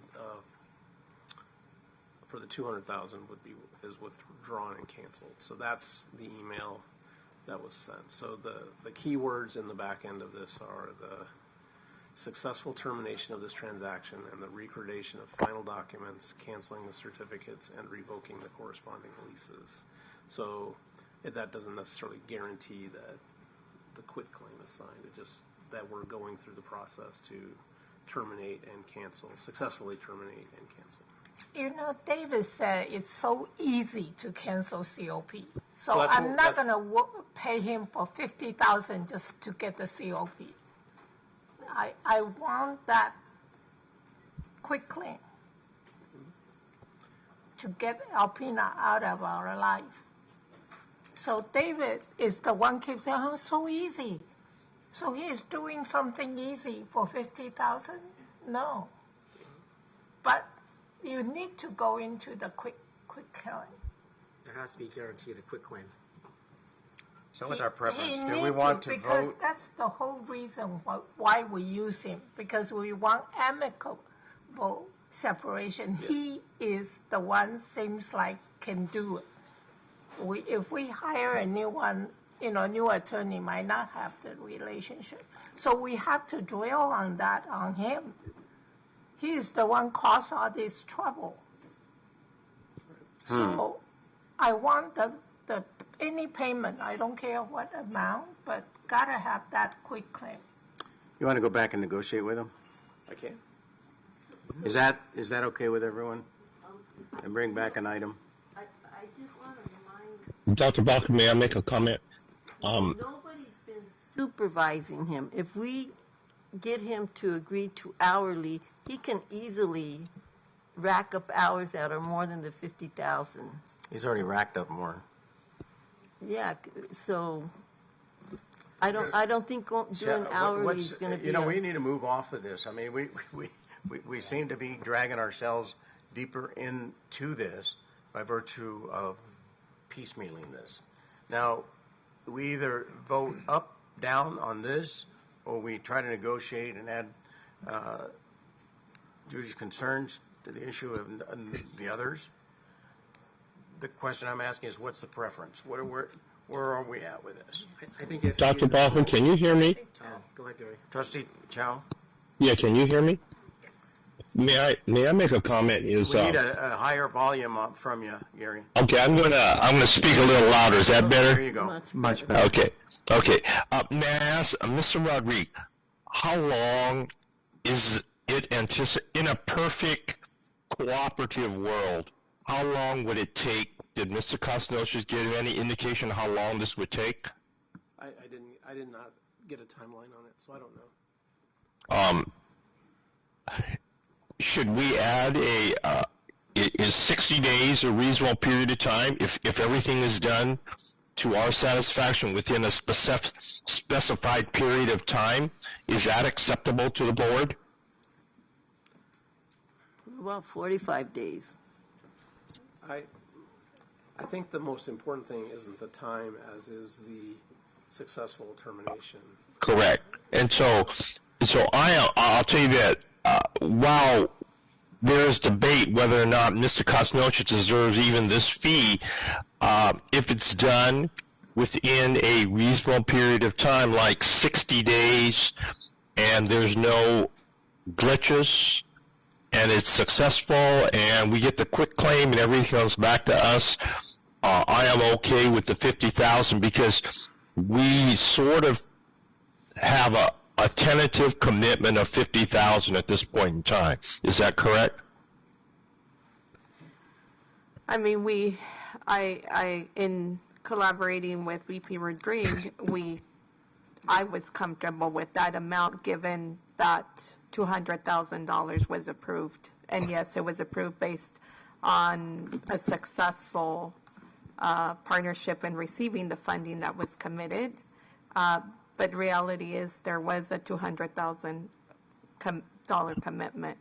So my comment is I'm okay with the $50,000. I will support President Garcia's decision that this is a reasonable amount. I think, as Judy Chen Haggerty says, it is important to get this item back because I do not want to find out 5 years from now that some other third party owns this COP, and we have to write a check for $254 million. And so that is my comment. I think it's, yes, I'm not happy about paying the firm and continuing the arrangement with the firm, but in light of the circumstances, I think the avoidance of a landmine is worth the money that we're paying, and that's my comment. Okay, so what I'm hearing is that we need to strengthen the agreement on the 50,000 a bit. So we have a motion on the table, so to vote, we had, yeah, we did. Yeah. But we can table it. So is there a motion to table? Do we need one? Okay.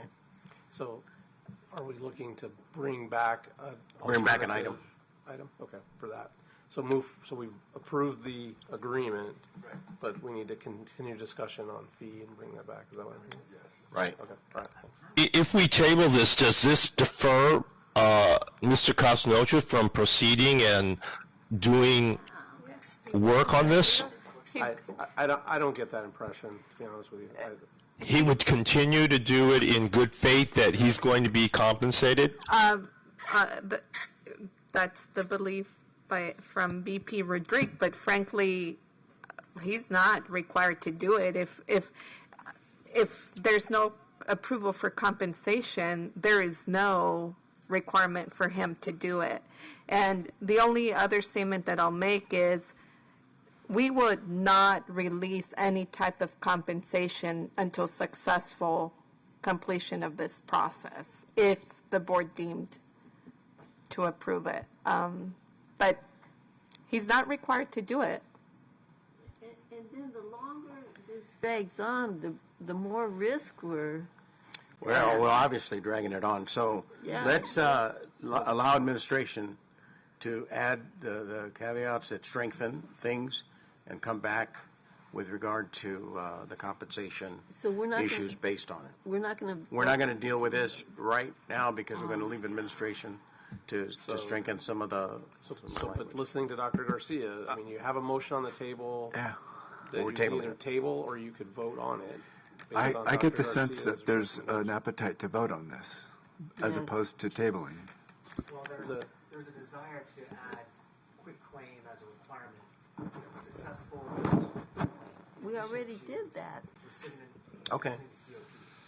So if we did that in the prior motion. If we want to move in that direction, fine, without discussion with Casanoka, but compensation be based on those elements. Right, that's okay. But right now the motion is for the 50,000. Like Dr. Garcia said, if we don't approve the payment, he has no motivation. Absolutely, I agree. Okay. That's my concern. So I think we can go ahead and let's add on the quick claim. Right. Okay. Wait, we already did that in the prior motion. That was just splitting. Yeah, we just splitting the two. So we've got the compensation with the addition of the quick claim aspect of it. Isn't this the third one? Then you can still negotiate. And that is the motion before us. And could you repeat, Carol, who motioned and who first and second? Trustee Santos and Trustee Chen. Okay. Well, what is the motion for the 50,000? Yes. I'm sorry. Trustee Santos and Trustee Hidalgo. Peter Hidalgo. For the 50,000. Okay, 50,000 with a quick claim. Are we going to vote? So we're going to vote on the 50,000. Yeah. No, but with the addition of the quick claim. Successful signing of the right. Because right now it's successful completion of successful completion is getting back, and we're adding the quick claim signed as well. Okay, so that's what I'll bring back today. All right, that's what it is. Well, you got to vote on it, right? We have to vote on it. It's interesting. Point of clarification: this is for approving the $50,000 for this company, correct? With the added language to it, that there be delivery of the quick claim.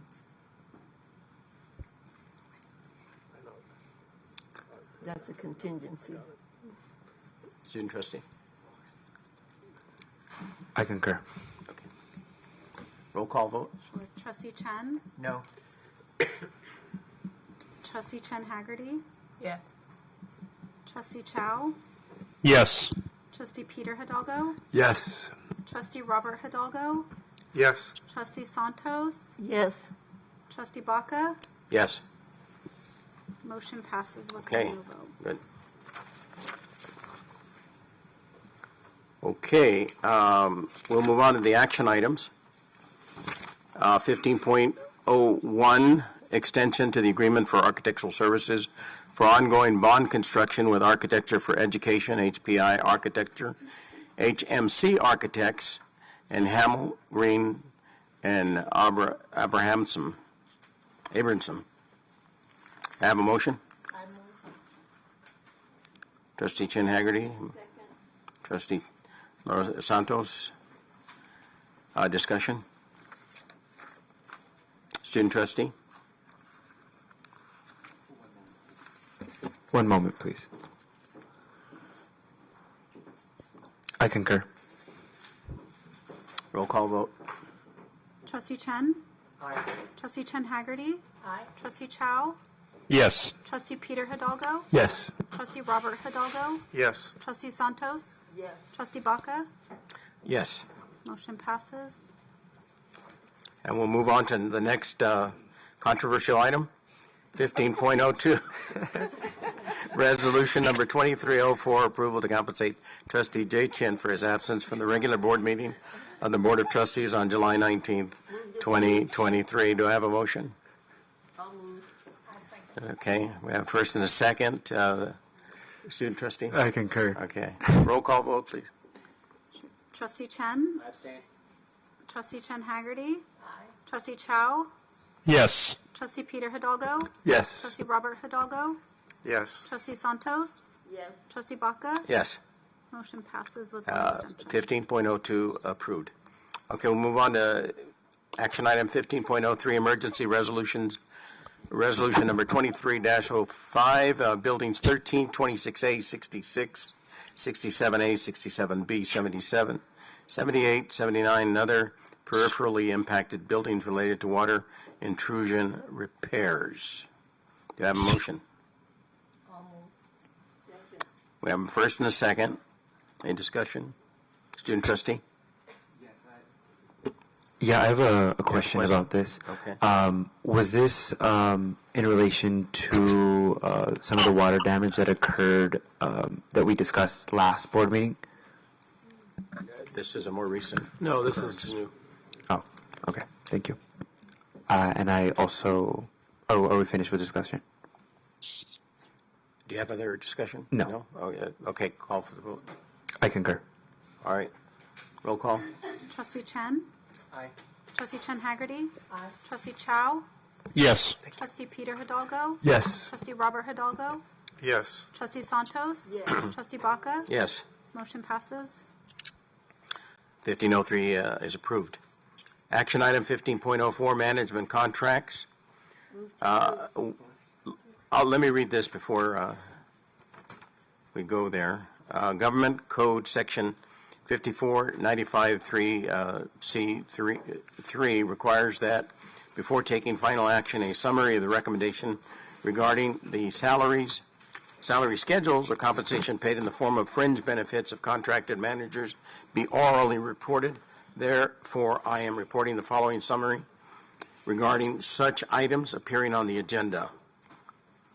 Alicia Avila, Assistant Director, Community and Contract Education, with an annual salary of $113,652. Longevity pay and doctoral stipend as identified on the management salary schedule, when relevant, and health and welfare benefits granted to management employees for the term September 1st, 2023 through June 30th, 2025.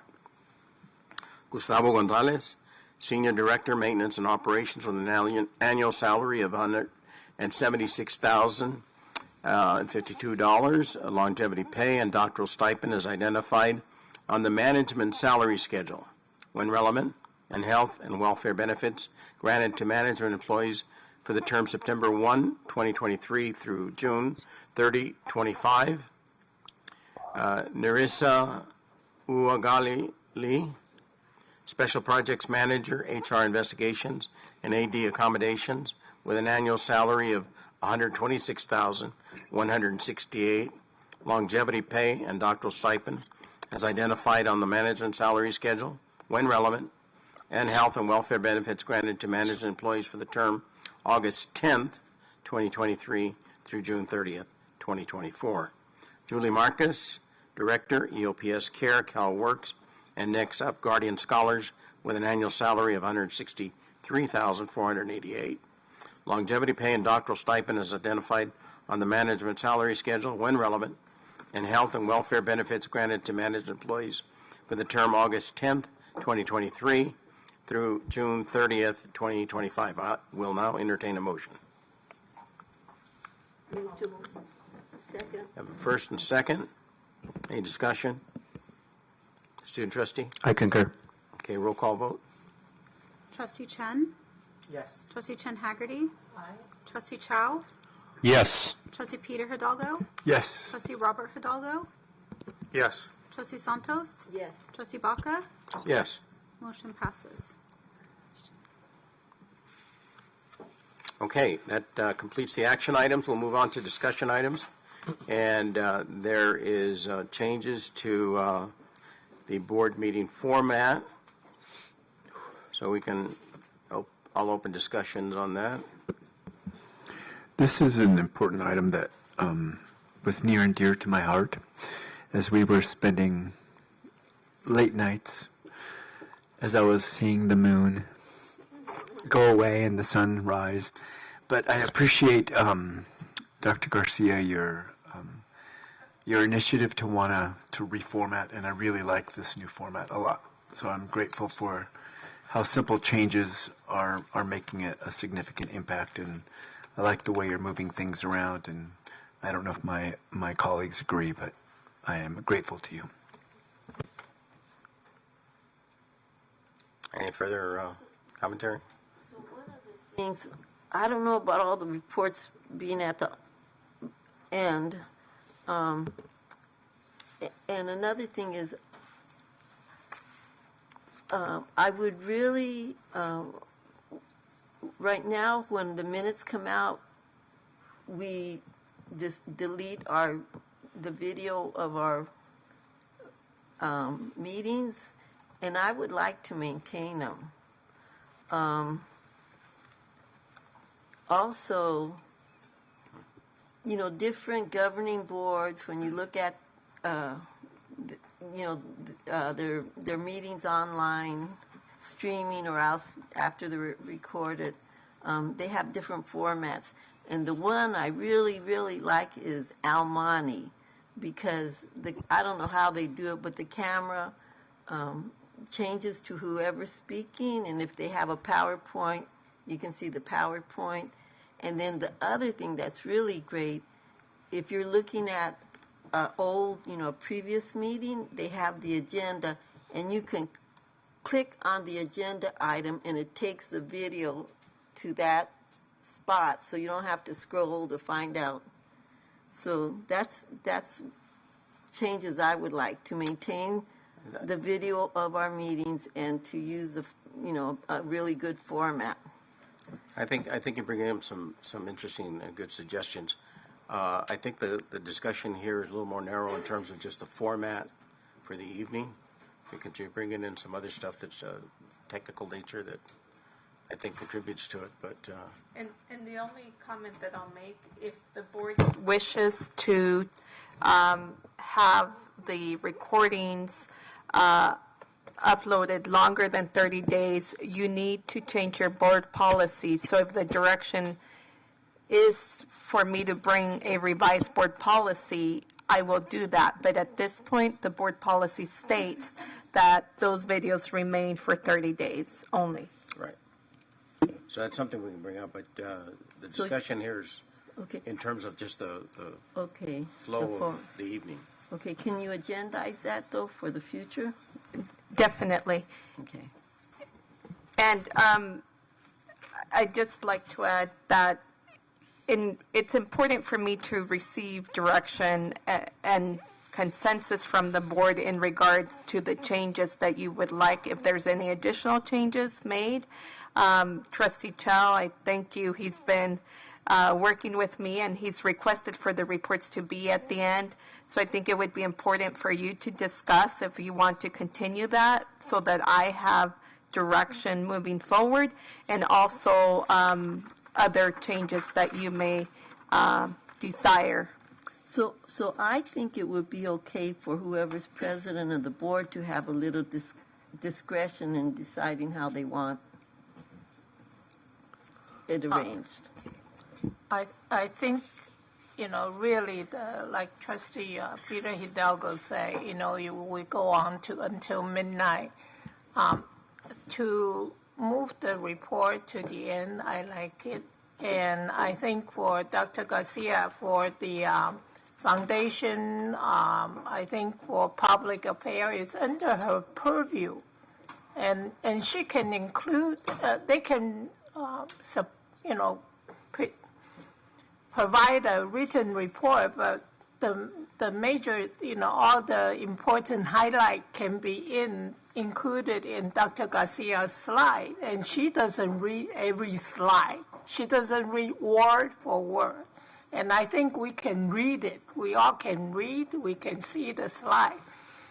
There's one more group I think is also under Dr. Garcia's purview, is the Management Steering Committee. So I think if anything is under your preview, should be in your report. I also like to entertain a thought, see if and I did talk to Dr. Garcia about new employees and retirees. We do, we like to hear what they said and but like faculty association, when new faculty tenure or something, we do honor them for celebrate, the reception and all that.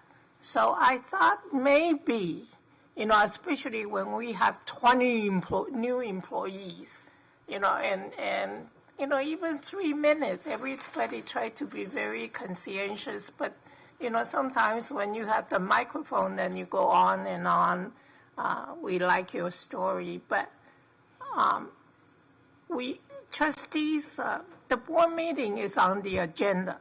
The items that we really need to focus. So I like to, maybe we can do like quarterly, the reception, celebrate the new employees, retirees, and we can introduce them before the meeting. And if they like to grab the microphone, share their life story, they can do that. So we can really cut down, instead of say you have only 3 minutes to tell your life story.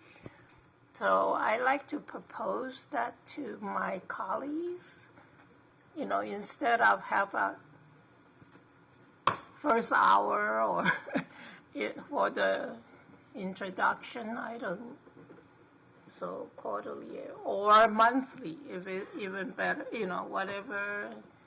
But that's, dive into the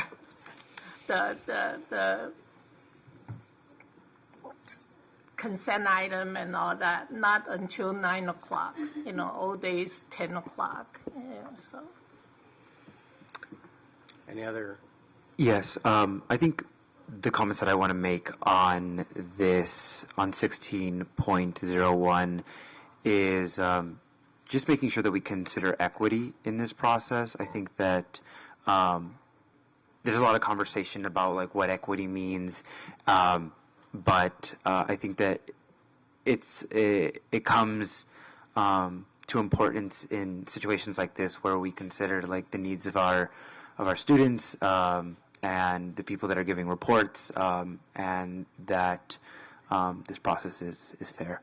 But I'm open to changing the format to assist with time and or efficiency. Any other?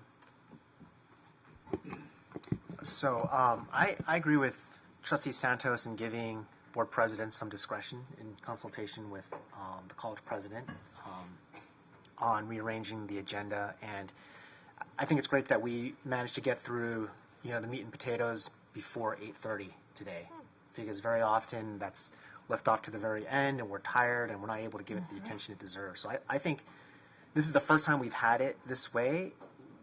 Of course, we haven't even finished this first meeting with this change. We still have the reports, but maybe give this a few meetings, and then we can see how we feel about it. But then, with regards to your request, I understand what you mean about shortening the meetings, but I actually really enjoy hearing the new employees. I haven't found that many of them go over 3 minutes that often, but we can try to reinforce that. I think a lot of their stories could be, they're very, I think they're pretty inspiring. So, and if we were to group them all at a quarterly meeting, then that meeting would be very, very long. So having them at our meetings, I think, to me is a benefit. Okay. Anyone else? I think I also agree, just given the discretion to the board president who's running the meeting. I think that's important. And if we make changes, maybe go slow and get input and feedback rather than just make sudden big changes. So, and just trying to be cognizant of employees that are staying late too, because I know everyone's got to be at work in the morning. So if we can just continue to keep that in mind as we move forward. It's probably a good process to just reflect on it every year and see what works and what might change. So as long as we're always thinking about it, I think I'm okay with giving the board president the discretion. I agree with Trustee Hildago. Anything else? I was just going to comment that under on our item 18, under the reports, it would be great if every stakeholder group would submit a written report, and we could post it. And then when they come up, they're literally just sharing 2 minutes worth of whatever we're already reading. That would be amazing to me. And that I think most colleges do that, whereas I don't think we do that. But I want to clarify why but I don't mind if, we have the new employees but if some, we really can make them understand, please, stay in the time frame and no political languages. You can always make public comment. If you're not saying something, it's not self-intro type of comment. So if that can be, reminded to those who want to speak. But I like to hear the president's thoughts on this. We could definitely remind those employees, remind them in regards to time frame, and remind them that the introduction should be relevant to them introducing themselves to the board, and so we could definitely do that. So what I'm capturing based on the discussion is I will work with the board president and make determination in regards to changes to the format.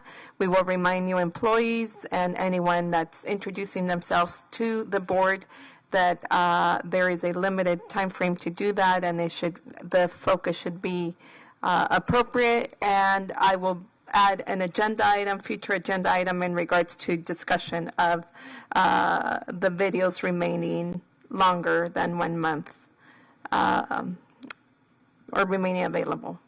Thank you. Anything else? Okay, we have a couple of information items there, and read those, review those. The only thing I have on the schedule of board meetings, February 14th, I think would not conflict with ACCT, right? It doesn't. Okay. All right. So we'll move on to reports, and we'll begin with the Academic Senate. Roger? Yeah, I vetted this report through the other Senate officers today, and they wanted me to bring up a couple of items. One, we understand that some of the consternation that is being expressed by the faculty tonight have been handed to the new president as an ongoing issue from the previous president. We acknowledge that. Two, that we, on most issues, do have a generally good collaborative working relationship with the instructional leadership team. Three, please remember, for Roger's own mental health and wellness, that he's the messenger.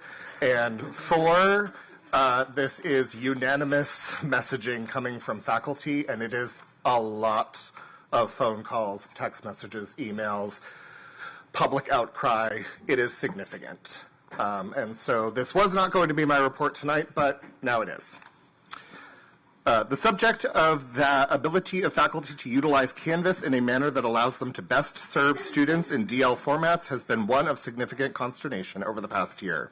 Faculty and management have gone back and forth arguing whether or not this is a workplace issue or one of import regarding academic and professional matters, which would fall under Senate purview. We have reached the point where those distinctions no longer matter. Faculty, whether they are expressing concerns to the Academic Senate or the Faculty Association, are, to put it mildly, very upset. We submit AP 4105 as evidence that online teaching practices assisted by technology that are used in the instructional design process, all of which fall under the guidance of Distance Learning Committee, who reports directly to the Academic Senate, clearly support that merging Canvas shells is, in fact, an academic and professional matter under the 10+1. AP 4501 on distance learning states that distance education means instruction in which the instructor and the student are separated by time and/or distance and interact through the assistance of technology. Distance education, also known as distance learning, uses one or more technologies to deliver instruction to students who are separated from the instructor and support regular and substantive interaction between the students and the instructor, either synchronously or asynchronously. Support for distance learning faculty at Mount SAC will support distance learning faculty needs for quality and equitable online teaching practices, including but not limited to instructional design, accessibility review and update, campus purchase tools and equipment, and professional development. So what have we accomplished in the last year? Without belaboring the entire process, we were happy to work in a collegial manner by participating in a shared work group with management on the issue of merging shells while ensuring that we were not violating any privacy issues related to FERPA guidelines. We waited while we were told that we needed to seek out a legal opinion. The legal opinion was obtained. Please consult the supplemental document that I'm not going to fully go through that I've provided for you that covers the Canvas shell related matters work group recommendations. Now, I want to be clear, that was an earlier in the semester report that we got from the faculty in the work group. It is not the updated June document. The Senate hasn't received that yet. The Canvas shell related matters work group made the following recommendations: that we receive a legal opinion. We did. That based on the legal opinion, the Academic Senate direct the Distance Learning Committee to create training to make sure we weren't violating any laws, which happened. Based upon the legal opinion, merged Canvas shells would only be conducted in sections of the same course taught by the assigned professor in the same modality, but did not distinguish that there would only be one modality allowed. So it did not matter asynchronous, synchronous, online, hybrid, or in person. We were told by the former president of the college that we needed to seek guidance from our Distance Learning Committee in order to determine appropriate training and next steps for faculties to successfully merge shells without violating FERPA. Again, we capitulated. On April 20th, 2023, the Academic Senate voted unanimously to adopt the recommendations set forth by both the Merged Shells Work Group and the Distance Learning Committee. This information is readily available on our board docs on that date. We also included the recommendations for merging shells submitted by the DLC, and I pulled an excerpt here. The DLC recommended the following: that merging be reinstated in Canvas shells of the same course taught by the same professor in the same modality, regardless of whether it was synchronous, asynchronous, hybrid, or in person. That faculty be trained to maintain FERPA compliance, and that we are given clear guidelines when we're using things like third-party tools, and that any institutional compliance monitoring requiring access to faculty courses in Canvas be negotiated by the Faculty Association and the district. We then attended the Academic Mutual Agreement Council, where the Academic Senate worked directly with management within the college's participatory governance process to make decisions related to academic and professional matters. At this point, we believed that given the above steps had been completed, we simply needed to send these recommendations to the FCLT so they could select and create the requisite training. Once the training was complete, the Faculty Association could write a side letter, and faculty could then request that they merge their shells for the fall. We did all of this. Note, in the minutes that are attached from that Academic Mutual Agreement Council meeting, it is stated that Vice President Fowler did mention that it was her understanding that the work group was only discussing asynchronous classes. At some point in the process, there was, and we don't know where, we're not placing any blame, there was a communication breakdown, but it was not the faculty perspective, nor was it delineated on any of the recommendations that the Academic Senate received and that we voted on and forwarded to AMAC for discussion, that we were going to be limited in the way that we're about to discuss. Please refer to those minutes if you have further questions about that meeting. When the Faculty Association began to work on the side letter negotiation, significant concerns were raised when faculty realized that this side letter would only allow faculty to merge Canvas shells in asynchronous online courses. This was not what the faculty originally agreed to, and thus FA leaders reached out to the instruction office to inform them that they believed this was now within the Academic Senate purview, as it was not what they anticipated would be agreed upon with the district. In the interim, I have received countless phone calls from faculty regarding the issue. And then the cabinet notes from August 1st, 2023 were sent to constituent groups stating, Cabinet reviewed recommendations from the Canvas Shell Work Group, and there was consensus to proceed with the following. Merging of the shells will be available to asynchronous classes only. Other course modalities may be considered in the future upon additional evaluation. Merging Canvas shells for asynchronous courses will require FERPA training and approval process, and you can read the rest of that language there. Some, but not all, of the faculty concerns regarding these issues are as follows. 1. Are we honoring the participatory governance process if the President's Cabinet, where there is no faculty representation, can simply overturn a decision made through mutual agreement, especially given the following citation from California Assembly Bill 1725? The intent of the legislature enacting AB 1725 was to authorize more responsibility for faculty members in duties that are incidental to the primary professional duties and assume that increased faculty involvement in institutional governance and decision-making. Title V, the sections are listed, states requirements for the effective participation of students and staff, respectively, in the development of recommendations to the governing board. It also requires that the governing board consult collegially with the Academic Senate on academic and professional matters as defined in 53200. We understand that the board may choose a designee, often the president of the college, to come to mutual agreement with the Academic Senate, and that idea is reflected in our organizational structure. However, if President's Cabinet can simply make decisions counter to those agreed upon in AMAC, in the words of one faculty member, then, and this is a quote, then participatory governance becomes little more than theater. Item 2. On a related note, some faculty have expressed concerns that we are not being entirely truthful in our ISER report to the ACCJC, specifically in the Standard on Shared Governance. Please refer to the organizational charts that have been provided to you for further insight. But those organizational charts have been submitted, and you will note that AMAC does not report to President's Cabinet. Academic Senate does not report to President's Cabinet. The Academic Senate works with the designees of the Board of Trustees to come to mutual agreement. The Academic Senate reports directly to the Board of Trustees. Thus, the faculty take issue with the President's Cabinet making decisions that are directly related to those mutually agreed upon by the Academic Mutual Agreement Council. Of course, if President's Cabinet finds an issue with a decision made at AMAC, they can appeal to AMAC, but the president of the college sits on both of those bodies. Given our reporting structure, the decision at AMAC should be honored. If not, faculty will lose confidence in the shared governance process. 3, we're almost done. Faculty do not feel they've been given adequate reasoning from management as to why merging Canvas shells has become such an issue, especially given the countless campuses across California that have clear guidelines on their websites about merging Canvas shells, honoring FERPA, and successfully delivering instruction in a manner that complies with the law. You've also been given an example from Diablo Valley College on one of the supplemental documents that you've been provided. If the faculty, 4, who choose to attend the required training were able to merge shells, they could spend less time organizing Canvas and more time interacting with the students, thus meeting the requirement for RSI. Suffice to say, I have been directed by the faculty to report that we do not agree with the decision made at President's Cabinet on August 1st, 2023 regarding the merging of Canvas shells.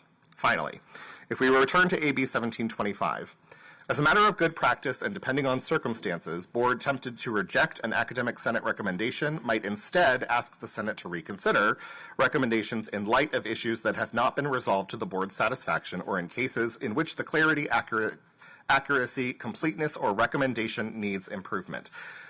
The faculty feel that they've done their due diligence and have provided significant research and evidence.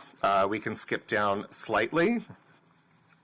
According to the provisions stated in AB 1725, the recommendations of the Mount SAC Academic Senate should be normally accepted, and only in exceptional circumstances and for compelling reasons will the recommendations not be accepted.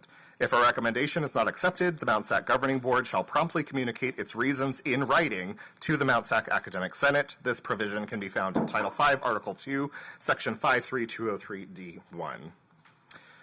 Faculty members derive their authority from their expertise as teachers and subject matter specialists from their status as professionals. As a result, the faculty has an inherent professional responsibility in the development and implementation of policies and procedures governing academic and professional matters. The faculty at Mount SAC hold that the delivery of curriculum and instruction falls under the implementation of academic and professional matters, and therefore submit that it is within our purview to request the following. We, the Academic Senate, request that the Board of Trustees honor the recommendations set forth by the Distance Learning Committee, the original recommendations we received from the Canvas Shells merged work group, and the Academic Senate as voted in April. Given that faculty do complete the requisite FERPA compliance training and follow the specific steps laid out in Canvas that are already there from the FCLT, to ensure no FERPA violations are committed, that said faculty may request to merge their Canvas shells so long as the core shells are the same course, taught by the same professor, and are delivered in the same modality, regardless of what the modality of delivery is. So not limiting course shell merging to just asynchronous online courses. Should the governing board determine that there are compelling reasons or exceptional circumstances as to why these recommendations should not be accepted, which is their right under AB 1725, we, the Academic Senate, request that the governing board promptly communicate its reasons in writing to the Academic Senate President so that they may deliver a final report to the full Academic Senate, thus closing the matter. I am personally aware that the issue has become far more complicated than it need be, and I wish I didn't have to deliver this report, but this has been an ongoing issue for a year. At every single Academic Senate meeting, somebody has brought up the issue of merging shells and have wanted resolution for a significant amount of time, and the faculty are not satisfied with the response. Thank you for your time. Thank you. We'll move on to the Classified Senate. Yvette? Hi. So Classified Professional Day is finally upon us. Again, it's next Friday, August 18th. One of the chairs, Rosa Asensio, I believe, sent the board the agenda for the day, so we welcome any of you to please attend. A couple of the offerings we're having is applying the Hispanic Serving Institution identity at Mount SAC, mental health in the workplace, and even aqua fitness. And then lastly, I just want to thank Dr. Garcia and the rest of the Board of Trustees for approving our first retreat. So the Executive Board is currently working on that, and as soon as we get it wrapped up, we will provide you with more details. So thank you. Great. Thank you. Faculty Association, Emily.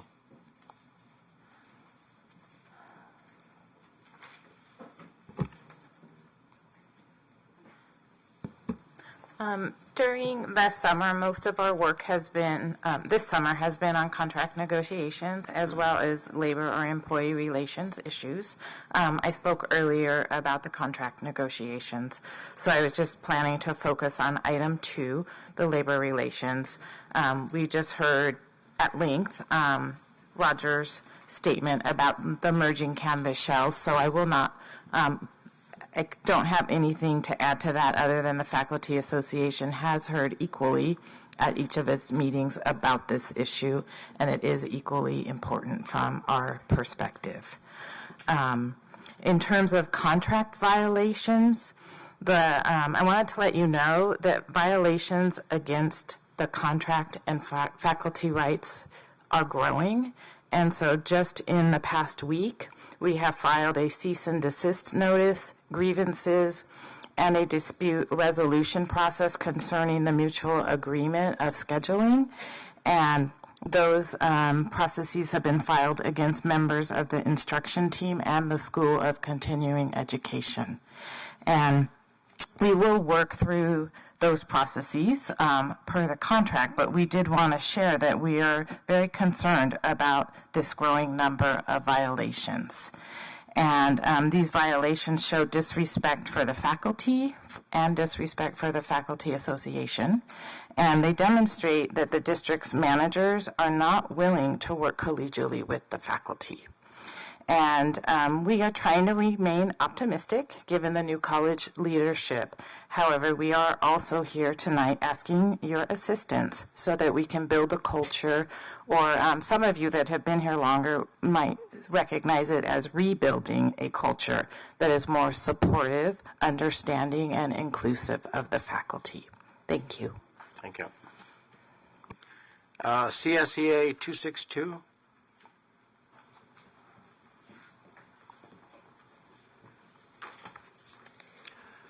Good evening, board members.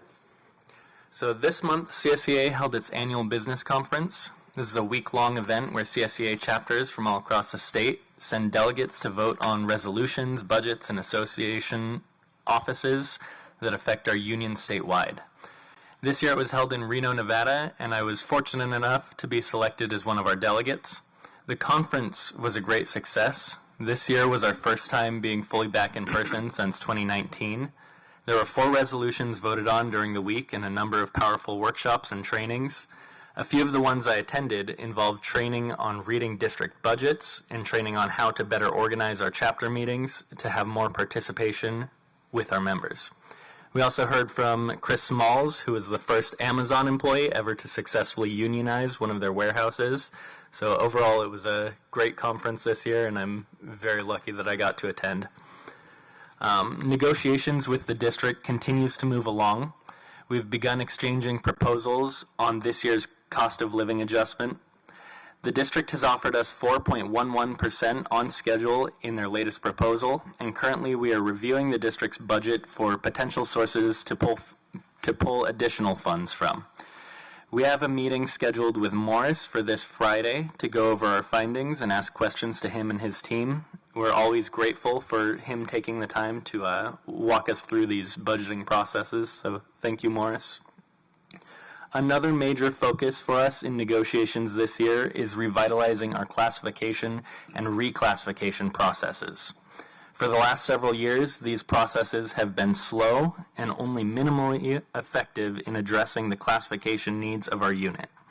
We're hopeful that negotiations this year will yield solutions to these problems, but it is going to take a concerted effort between the district and CSEA teams if we want to make progress on these items. Negotiations on this item has only just begun, so we will have more information for you as we continue along. We had an opportunity to speak more in depth about these issues with Trustee Chow yesterday. Even though he was feeling a bit under the weather, he took the time to meet with us and he stuck it out for the full hour, so thank you again, Trustee Chow. We really appreciate you and your dedication to this college. Hopefully he was able to fill all of you in on some of the items that we brought forward to him. CSEA would like to begin meeting with each of you over Zoom on a regular basis from now on to share information, develop mutual understandings about some of the challenges facing our unit, and just to get to know each of you better. We're planning to schedule these meetings with a different board member each week from now on, so hopefully this will let us meet with each of you at least once every 2 months. Please be on the lookout for an email from me inviting you to these meetings with us. Trustee Santos, we already sent you an email inviting you to a meeting for next week, so hopefully we'll be able to converse more with each other soon. We're really looking forward to getting to know each of you and having that personal connection. Finally, we wanted to express that the recent change to the order of the board agenda can be a bit of a challenge for our chapter leaders. The reports from the various units, including 262, have been moved to the end of the meeting, Most of our members get off work somewhere from 4 to 5 o'clock each day, and we only receive 3 hours of compensation time for attending the board meetings and delivering these reports. So the meeting regularly lasts until 10 p.m. or later. Not only is the 3 hours of release time too short, but it can also make for a very challenging work schedule to come in at 8 o'clock in the morning, stay the whole day until 10 o'clock at night, and then return again at 8 in the morning the very next day. So that can be a challenge for some of the leaders that might be giving these reports. We're requesting to have our report moved back towards the start of the meeting.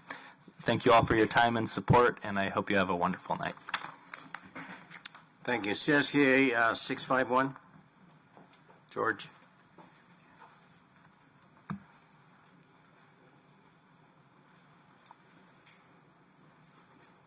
I know he's out there.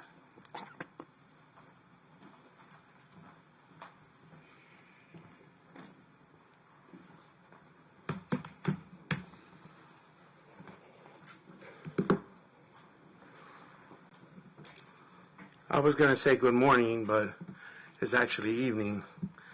I will have to concur with 262. I get up at 2:30 in the morning. I start work at 5, so if I'm here till 10 or 11 o'clock, by the time I get home, I have a long commute. It's going to be hard to be productive the next day.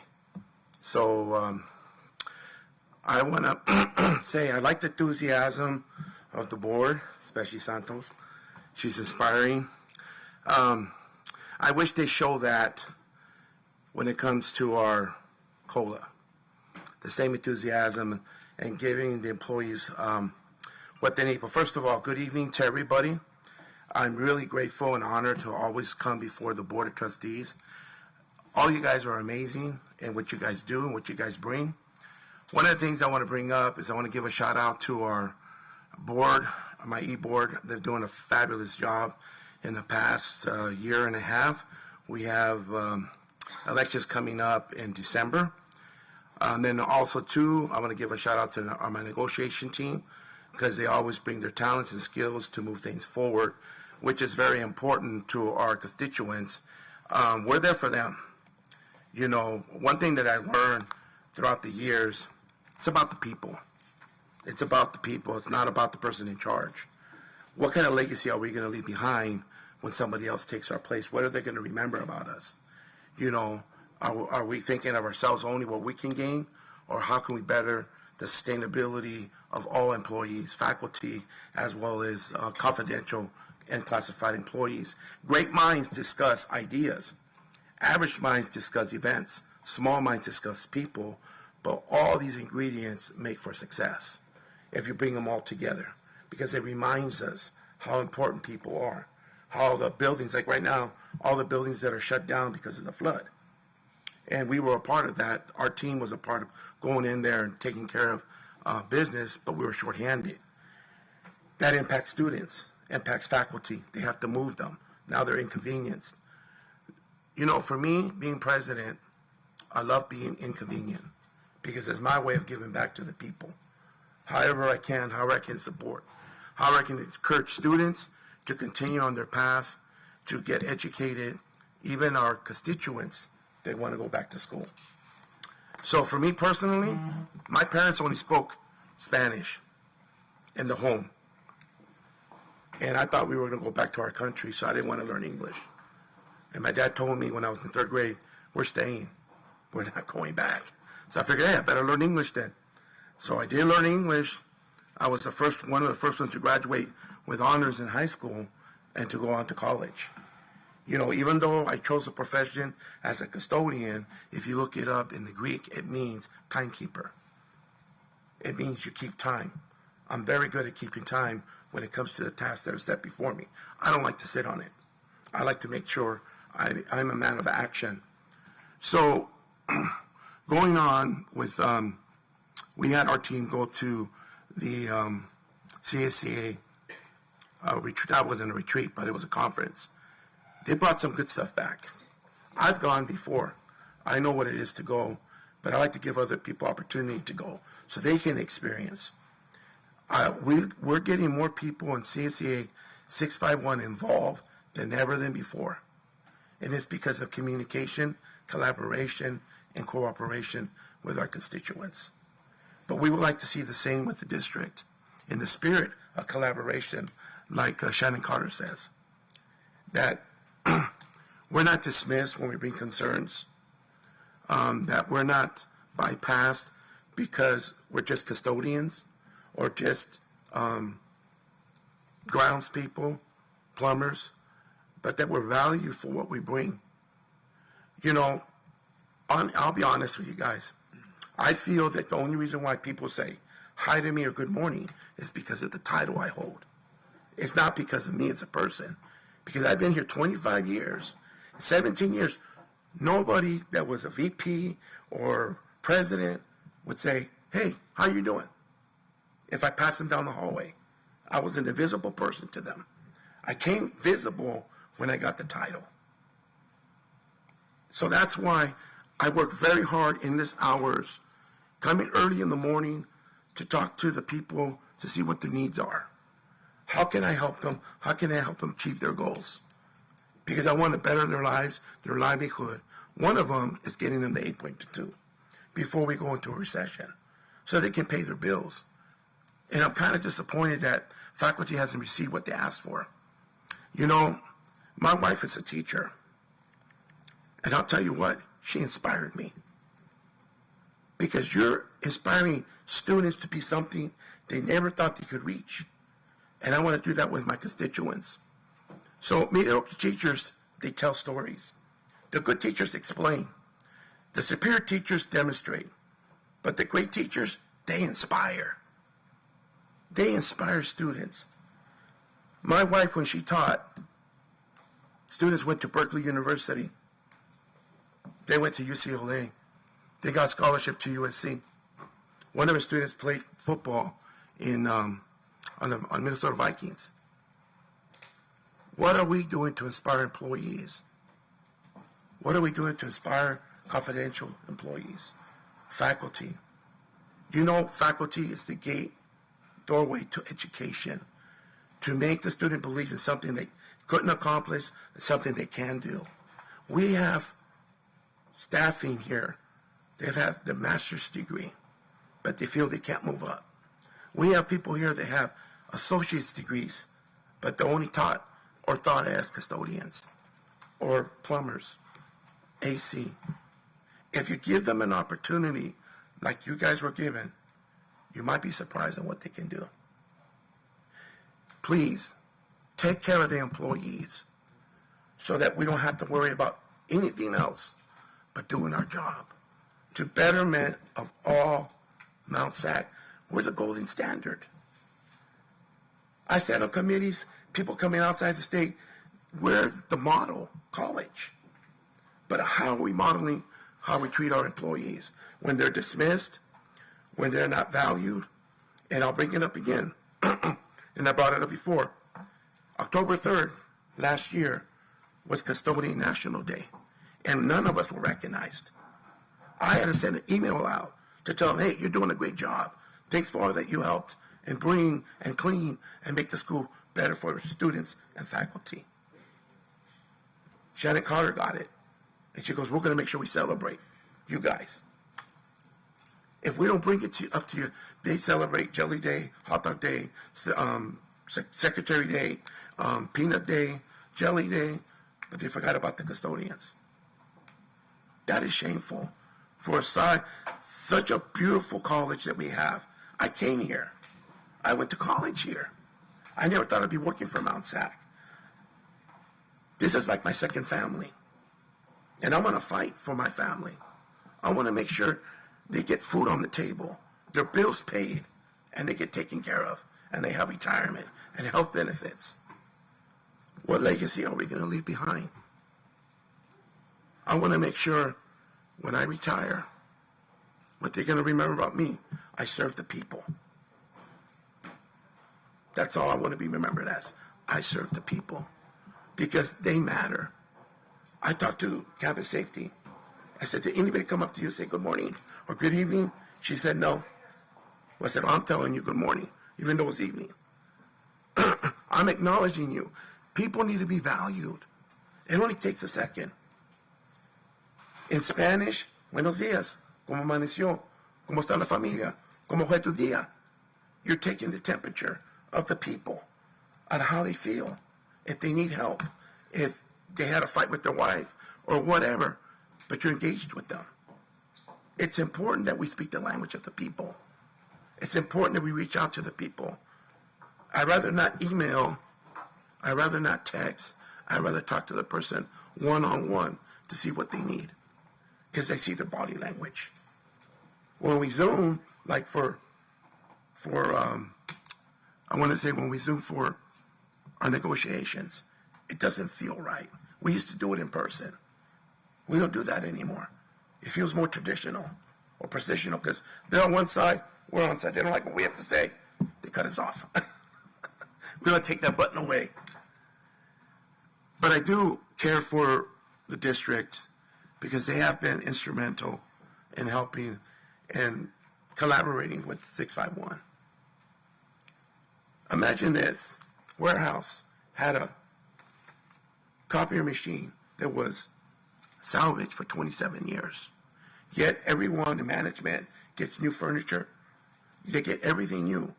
But they had a salvage for 27 years. I fought for them to get one. Custodio, 24 years. We never had a refrigerator. I fought to get a refrigerator. I fought to get a cooler, especially in this hot weather. The ice maker broke. I put in a work order. I'm still waiting to see if they can fix it. Because it's hot and the people want ice and they want cold water. Just the bare necessities we're asking for. And we have to fight for that too. So, great minds discuss ideas. And we'll meet with you. It's just we had negotiations that day. That's why we didn't make the meeting. Average minds discuss events. Small minds discuss people. But all of these are ingredients for success. It's not going to hurt anyone to say, I give a shout out to Santos. She showed up at the Goofy Golf. It was amazing. People talked to her. She was like if they wanted her autograph. The main thing is when you show up, that speaks volumes to the people that you care. You're not using verbal judo. When you show up and take care of business, you're telling the people you care. Actions speak louder than words. Really, it does. So I want to leave you with the thought. And I'm only going to talk about this because it's personal. There was a teacher wanted to help the students, but there was one student she couldn't help. He was troubled. So she said, how can I help this student? Christmas came. Everybody's giving gifts to the teacher, which hopefully you guys, faculty, I hope you guys receive gifts from your students. So that student that didn't shower, wore the same clothes, she investigated, mom was in jail, dad, so grandma was raising him.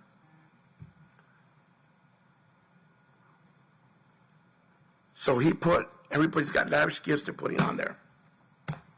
He brings the newspaper, wrapped up the gifts in the newspaper, puts it on the desk. So she saw an opportunity. Teachable opportunity. She opens it up. It's cheap perfume. She sprays it on. She puts on a broken bracelet. Everybody leaves for Christmas break. Student lags behind and says, you smell like my mom used to smell. And you wear that bracelet like my mom used to wear it. When he came back from Christmas, he was a changed student. When he left junior high, 10 years later, he wrote the teacher, can you come to my graduation? I'm going to be a doctor. Afterwards, he sent an invitation. Can you go to my wedding? Can you sit where my mom would have sat and watch me get married? Students remember, so do employees, how they're treated. A little kindness goes a long ways. You never know who's in front of you, what they're capable of doing if they're given the opportunity. Really. I never thought I would sit right here. But I thank God I sit right here. because I'm here to serve the people, and I'm not going to change. That's so important. There's two types of leaderships. There's those that change things, and there's servant leadership. They're always making sure they serve the people, not in it for themselves, but to help make sure that people get what they need. We need our COLA. We need good benefits so that employees can just concentrate, same with faculty and confidential, on what they're called to do. Help the college move forward. Thank you for your time. Have a great Thank you. evening. We have a written report from the foundation, the Alumni Association. So I had that to read.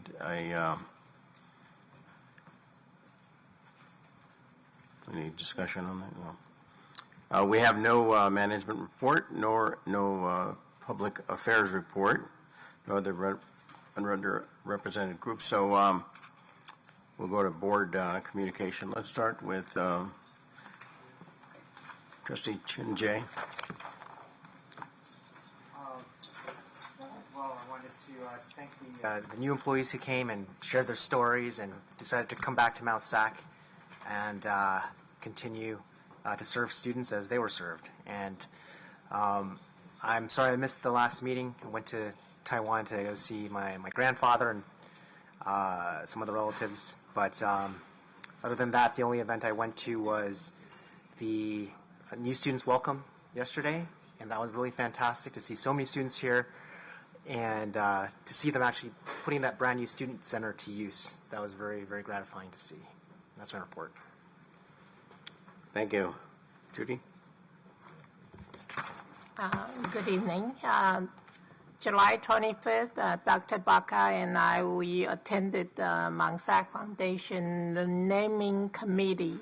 That was the first meeting, so hopefully we can get the system set up for those our big fan can help us, give us some funding to help our students. August 2nd, I attended the Chancellor Office webinar, and we all know we have a new Chancellor. So the office provided a roadmap for California Community College. So hopefully, every month I'll learn whatever the Chancellor's Office are planning. Today's groundbreaking, another fabulous building coming up, and that's my report. Thank you. Thank you. Trustee Peter? Because it's been such a short period of time, I have nothing to report. Robert? I'll ditto. Okay. Laura? So I'm finishing my great summer activities, my free bike raffle and concert in the park booths, county park bike clinics. I've been having a ball, but the problem is in my mind I'm 25, but my body says something else. So it's kind of hard sometimes.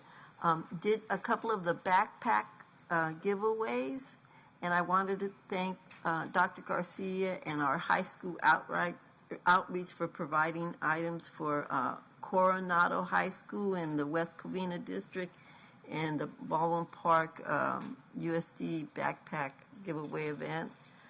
I attended a breakfast with County Supervisor Hilda Solis, did a focus group at the senior services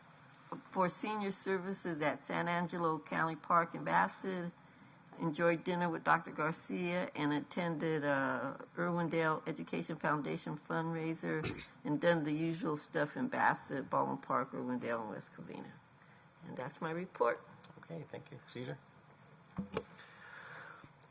Piali, Kualiteotlak, hola, buenas noches, hello, and good evening.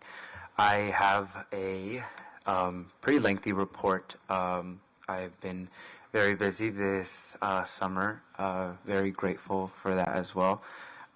Recently, I was just hired with the sustainability internship here on campus. I'm looking forward to working with them in the fall and making sure that not only do we move our world toward a more environmentally friendly future, but also a more sustainable future, not only here on campus, but in the state of California, the United States, and the world as a whole. I'm really looking forward to it because my good friend Logan is also hired as well too. So just an opportunity to work with some friends and to meet other students as well too is a really, really a blessing that I'm grateful for. This is the first internship that I'm going to work for, so that's a really big milestone, and I plan to celebrate soon with my friends. On to my next item that I have. This past weekend, I attended the Student Trustee Workshop hosted by the CCLC, or the Community College League of California, as Mount SAC's representative. It was hosted at the Mission Inn in Riverside, and wow, that hotel is beautiful. Doesn't even describe it. I was making a joke with the other trustees. I was like, I want to fall in love on the 4th floor. But if you guys haven't had an opportunity to go, it's really beautiful. I met with student trustees from all over California that represent community colleges, and it helped me see the differences in what we're doing here on our campus and where other institutions are at in the state of California as a whole. And there was a moment where I was speaking very candidly with a woman that I thought was a student trustee, and I was just speaking to her about what equity meant to me, and me being a person of my backgrounds. She invited me to speak on the panel very abruptly, I might add. So I was able to address all of the trustees, tell them a little bit more about my story and the power of equity, representation, and diversity. I'm looking forward to representing Mount SAC at many more conferences that I was able to get connected to. Thankfully, with my colleagues that represent the multitude of community colleges in California. And I think I wanted to tell the board some of the stories that I had at this during this experience through the people that I met.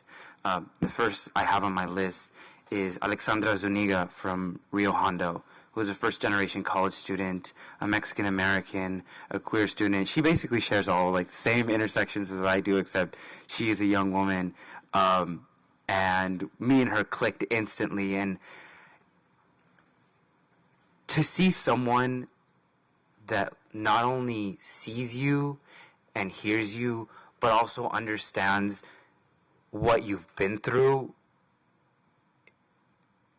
is so reassuring. It's so empowering, and I think me and her are going to be really good friends. On to the next student that I connected with, Damaris Figueroa, a student trustee from Ventura County, who is not only a first-generation college student, a Mexican-American student as well, but also her parents are immigrant farm workers. I found that her story was so inspirational, and how she wants to become a lawyer and a legal representative representing her community, the people that put food on our table, the people that break their backs, that get paid less than a minimum wage. That was powerful, to say the least. I look forward to connecting with her and helping her and her institution in any way possible. The next student I have on my list is Jackie from Cerritos College, who wants to start a BSU, or a Black Student Union, at her school, a school that doesn't have one yet. I was able to connect her to the president of our Black Student Union so she can create one on her campus. The next student on my list is Jemima, bear with me, Olu Watso Misin Olufade from San Jose Community College. I am so sorry, Jemima, for butchering your name, but I think the reason I don't know how to say it is because, unfortunately, she didn't want to teach me because so many people had butchered it before. It had just discouraged her to a point where she didn't want to embrace the identity that her parents gave her at birth, unfortunately. And I think that is really unfortunate, and I hope that she embraces every part of her identity. The next student that I have on my list is Arthur Veleso, who is a international student from Brazil and is also part of the LGBTQ plus community. He escaped his country because of violence against queer people. As a queer person sitting on this board, I want to say how grateful I am to live in this country, to live in this state, to live in this city, and to not worry about violence being thrust upon me, a luxury that many queer people around the world don't have. And I'm really proud of him for wanting to start a Pride Center at his college, and I look forward to connecting with him in any way I can to help not only him, but my community. I also want to give a shout out to Natasha, Joseph, Tamia, and Kenneth from student trustees from other colleges that I connected with, and I think we're going to be all great friends. These are powerful stories, and I think the student trustees that I met really inspired me, and the room was resounding minority and people of color, and I think that was really inspirational, and I wish them the best, and I want to let them know that I'm here for them and to support them and their institutions in any way possible. The next event that I attended was a new student welcome, as long with Trustee Chen as well too, and Dr. Garcia was there. That was a great privilege. I was able to speak to the incoming student body. I spoke with many incoming students, helping them get connected, finding their classes, giving tours, showing them all the places that I enjoy on campus and the best kept secrets, just to help them on their educational journey. I gave a tour with my friends and colleagues in Associated Students, Fatima Flores Ortiz and Haley Fetchik, and that was just so much fun, showing them the place that I'm able to call home for the past couple of years. I also wanted to give a shout out for everyone who put that event together. It ran smoothly. There was some bumps in the road, but we figured all the issues out. I want to give a shout out to Sadie and Javi, Associated Students, and everyone that was involved, our classified staff, our custodial team, and all of our workers that put so much work into not only feed the students, but at all of the events that they work at. I want to let you guys know that your work does not go unnoticed and that the student body really, really appreciates it. My next event that I attended was the Associated Students Training today. That was really fun. I was able to see a couple members of the board here, and it was a really rewarding event. Dr. Garcia's story is so inspirational. It brought me to tears, and I hope to help Associated Students in any way I can with their professional and leadership development, and want to emphasize that we are a team and we are all working for the betterment of all students. And unfortunately, I am not able to attend the whole event because as of tomorrow, I will be on a flight toward Panama City, Panama, on my way to Colombia to meet up with my cousins and my friends to get one vacation in before my school year starts this fall. So I'm really looking forward to that. And that concludes my report to the board. Thank you. Travel safe. Thank you. I only have a couple of quick items I'm going to bring up. I'm sorry, Gary. Trustee Chow, I've been looking at you all evening. Thank you.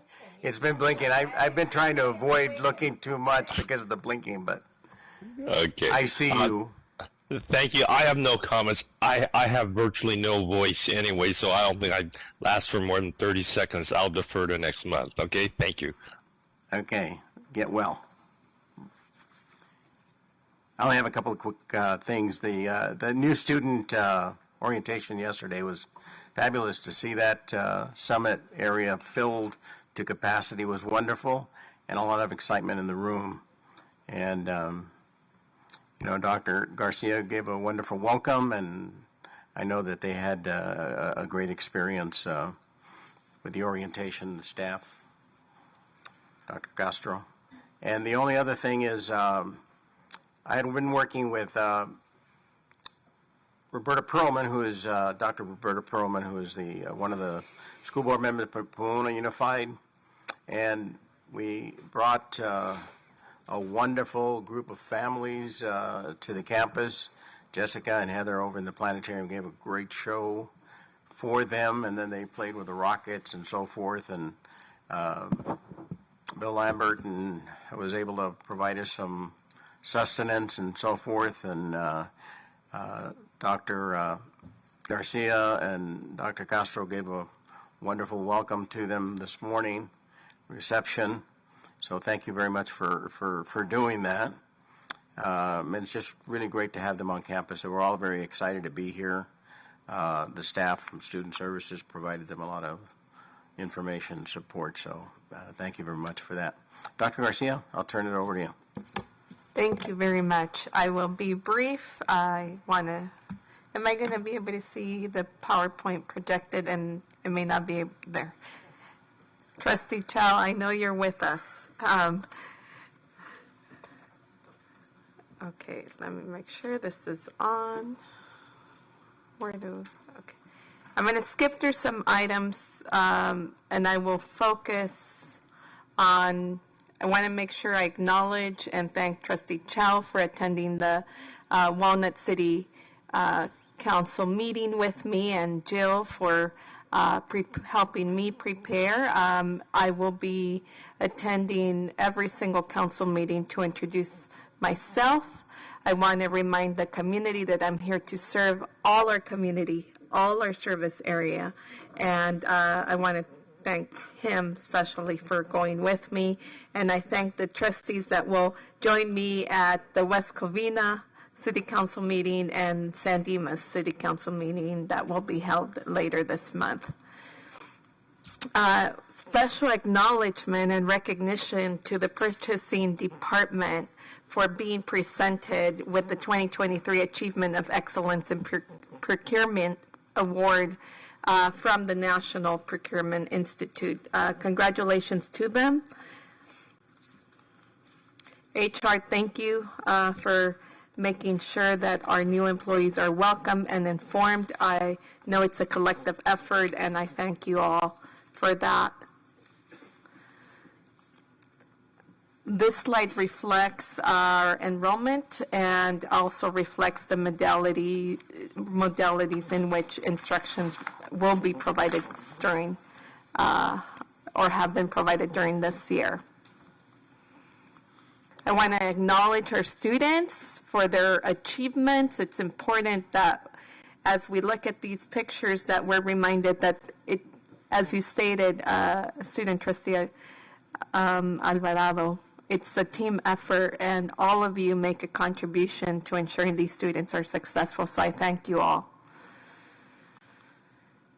Additional awards and scholarships provided to our students, we congratulate them for their achievements. School of Continuing Ed, I loved to see the opportunities that were afforded for us children under the 2023 College for Kids program. I want to take a moment to acknowledge Benjamin Brown, and there are many like Benjamin Brown that work here at Mount SAC. It has been evident to me that you all go above and beyond, but I want to ensure we acknowledge him appropriately. He is a Mount SAC graduate. He teaches at 9 off-campus locations and online. He wrote the non-credit equity-minded and sustainability-focused curriculum, and he has led other School of Continuing Education departments to create a community garden, and he leads tours of the Sustainability Garden and Wildlife Sanctuary for Pomona Unified School District. So we honor and we thank him. And I know there are many, many like him, but it's important that we take a moment to acknowledge them appropriately. I also want to congratulate and honor our Center for Black Culture and Student Success. They received an award and were recognized by the California Association for Black School Educators for groundbreaking leadership.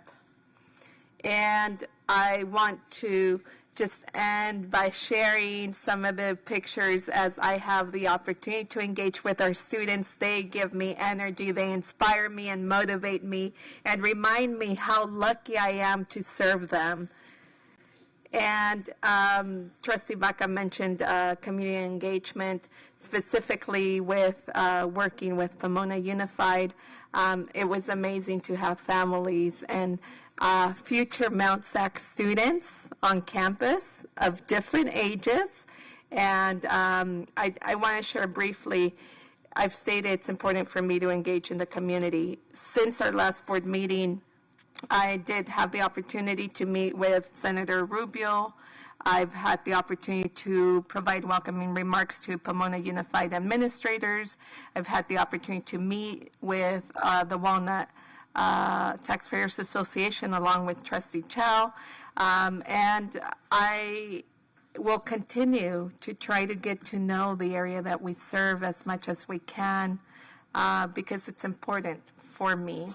So I thank you all. I thank the Board of Trustees for their commitment. And I thank the employees of Mount SAC for all you do every day. Thank you. And we have an information item to close out the meeting, right? Yes, we do. I'm going to invite Gary to come up. Gary Nelson is out this evening.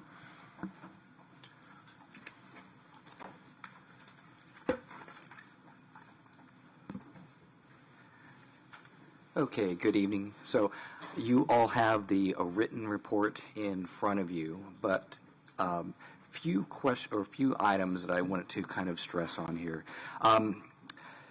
So the facilities bond program is continuing to do a high volume of work. You can see $110 million in annual expenditures, over 150 projects that are active, including 10 major projects. Some perspective that I wanted to give you relative to what you see in that report. So we began a construction process that has affected over 40 acres of our campus in total. So that's over 10% of the campus. And then within the core instructional area of the campus, we're over 20% of that campus. And the amount of construction and the amount of opportunity to improve the campus has been extraordinary. And that really comes from highlighting, what I want to highlight is the amount of involvement that comes from the campus, the engagement that comes to the campus, because you can't take 20% of the campus out of commission and not have, we still function. We do an extraordinary job, and that comes from a lot of other people that are engaged and involved in this. We're going to cover a little bit about collaboration from the other departments that we've got. You see the planning aspect that's coming up, where we will be welcoming our new facilities planner, Megan Muskall, and she will be kicking off a educational facilities master plan. And that really touches every department on the campus. That involves commitment from so many different departments and engagement. And we are extraordinarily gifted to have that many people that will participate and offer valuable information in this. The sustainability component, the climate action plan, the decarbonization plan, the engagement from the campus has been wonderful, and these are things that are happening through facilities, but these touch the involvement of many different departments, and these are people that are engaging, giving their time, their expertise to these developments. you see that we've got other projects, El Centro coming up, HR offices that have been worked on, Pod Loft. So we're reaching out to, human resources, other departments where they are also getting improvements along with the instructional and student services in there. We've had major events in this last few months. One happened today where we've had the ribbon cutting for the Tech and Health. You have had the opportunity to see the opening of the Transit Center and of the Student Center in there. Perhaps you heard some of the discussion from the presentation from our Dean of Tech and Health and some of the staff there, hearing that we've had over 50 members of that department involved and engaged in the design of that project. So this is something that is very critically important to the success of all of these projects, and I think it is important to acknowledge how many different people that are, beyond the facilities department that really contribute vitally to the success of these projects. And I think that's important to understand and acknowledge from our side, from facilities, to say thank you to the entire campus, really, for making the success happen. We have, on that same Tech and Health project, we have upcoming the next phase of bidding, and so we have been approved to bid by the State Chancellor's Office to, in other words, authorized to initiate phase 2 of that project to bid. And so that will be advertised. We're working very diligently with the purchasing department in moving that project forward. That will become a bid project that you will see before the board in December, at which point then that approval, if it moves forward, would then go to the State Chancellor's Office for approval to award after that point, and then we would see that second phase of contracts moving forward. You have obviously the extraordinary progress that we're seeing on the campus store, and it's always a wonderful process when you can see that steel going up and you get that immediate gratification of seeing the form of that building coming forward. But that's another intense engagement that we've had with staff, and it is a critical component to the success of our program, and I want to be able to say thank you to all the engagement that we've had across the community and to the board. But any questions, really just kind of highlighting some of the things that are in the report, but any specific questions on projects? So wasn't Measure GO supposed to cover the construction of phase 1 of continuing ed? So I'll work on that question for you. So the goal was for that, and that's, there's a certain amount of money set aside, but as we go to the end of the bidding of a lot of other projects, essentially the Tech and Health building, we kind of have to wait for the bid on that to really see how much money is left in GO for other stuff, right? So and remember the budget has kind of bounced around on that School of Continuing Ed just since I've been here, where I think when I first got here it was $30 million, and then we had looked at a potentially $60 million budget, and then when we were looking at Alpena, we had developed a project more in the $150 million range. When we designed that one, we designed it in part with the, knowing that, that if we could only do a part of it, then we had separate buildings within the component. But ultimately, it's really going to, any projects that come after Tech and Health will be determined by the scale of the bid that comes back in and where we're landing after that point. So it's a very large project, and so that will impact decision making after that point. So, any other questions, comments? Yeah, it seems like in the past we received more state matching funds. What is that still something that we're able to draw on? Yeah, or? this part, about $80 million of this project is state funds. Mm-hmm. $80 million of which project? Of the Tech and Health. Tech and Health. Okay. So that's the one. That's the one that Gary was talking about. We're going out to bid on. It's we budgeted about $230 million. Of that, we're under the assumption of about an $80 million state funded piece. Those other elements that Gary was talking about that we're going through these extra hoops to go out to bid are because it has state funding. So, for instance, getting approval from the Chancellor's Office and Department of Finance to go out to bid is only because it's state-funded dollars.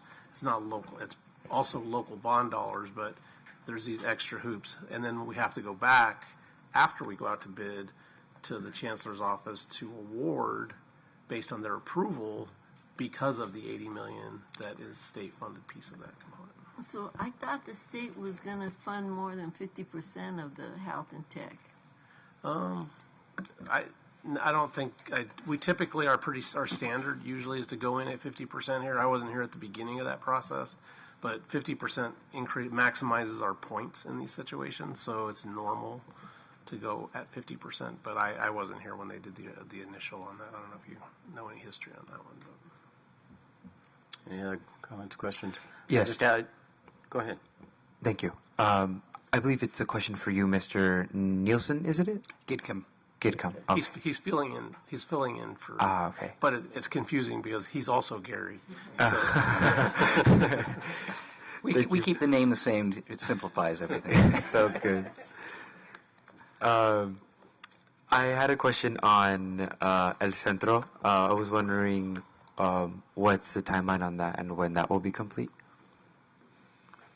If you... You know, I actually don't know the completion timeline on that. What I'd like to do is take that back and I'll get you that date. Thank you. I appreciate that. Are we building something just for them? I'm sorry, I didn't hear you. Are we building something just for El Centro? Yes, that is for that program. It's a modular. It's a modular building. Oh, okay. Anything? All right, I'm getting ready to close up the meeting, but I just want to comment on the work that particularly you do with the users. I think that's so critical. A lot of construction's done without real attention to that because it's more of a generalized feeling. Construction, people move in and say it doesn't work. So I got to commend you and others for that diligence, and of course the campus community for that input, because it's so meaningful that we get a building, a facility that actually works for the people that are going to be using it. Yeah, absolutely. Using it and on behalf of our students. So with that, meeting adjourned. Next to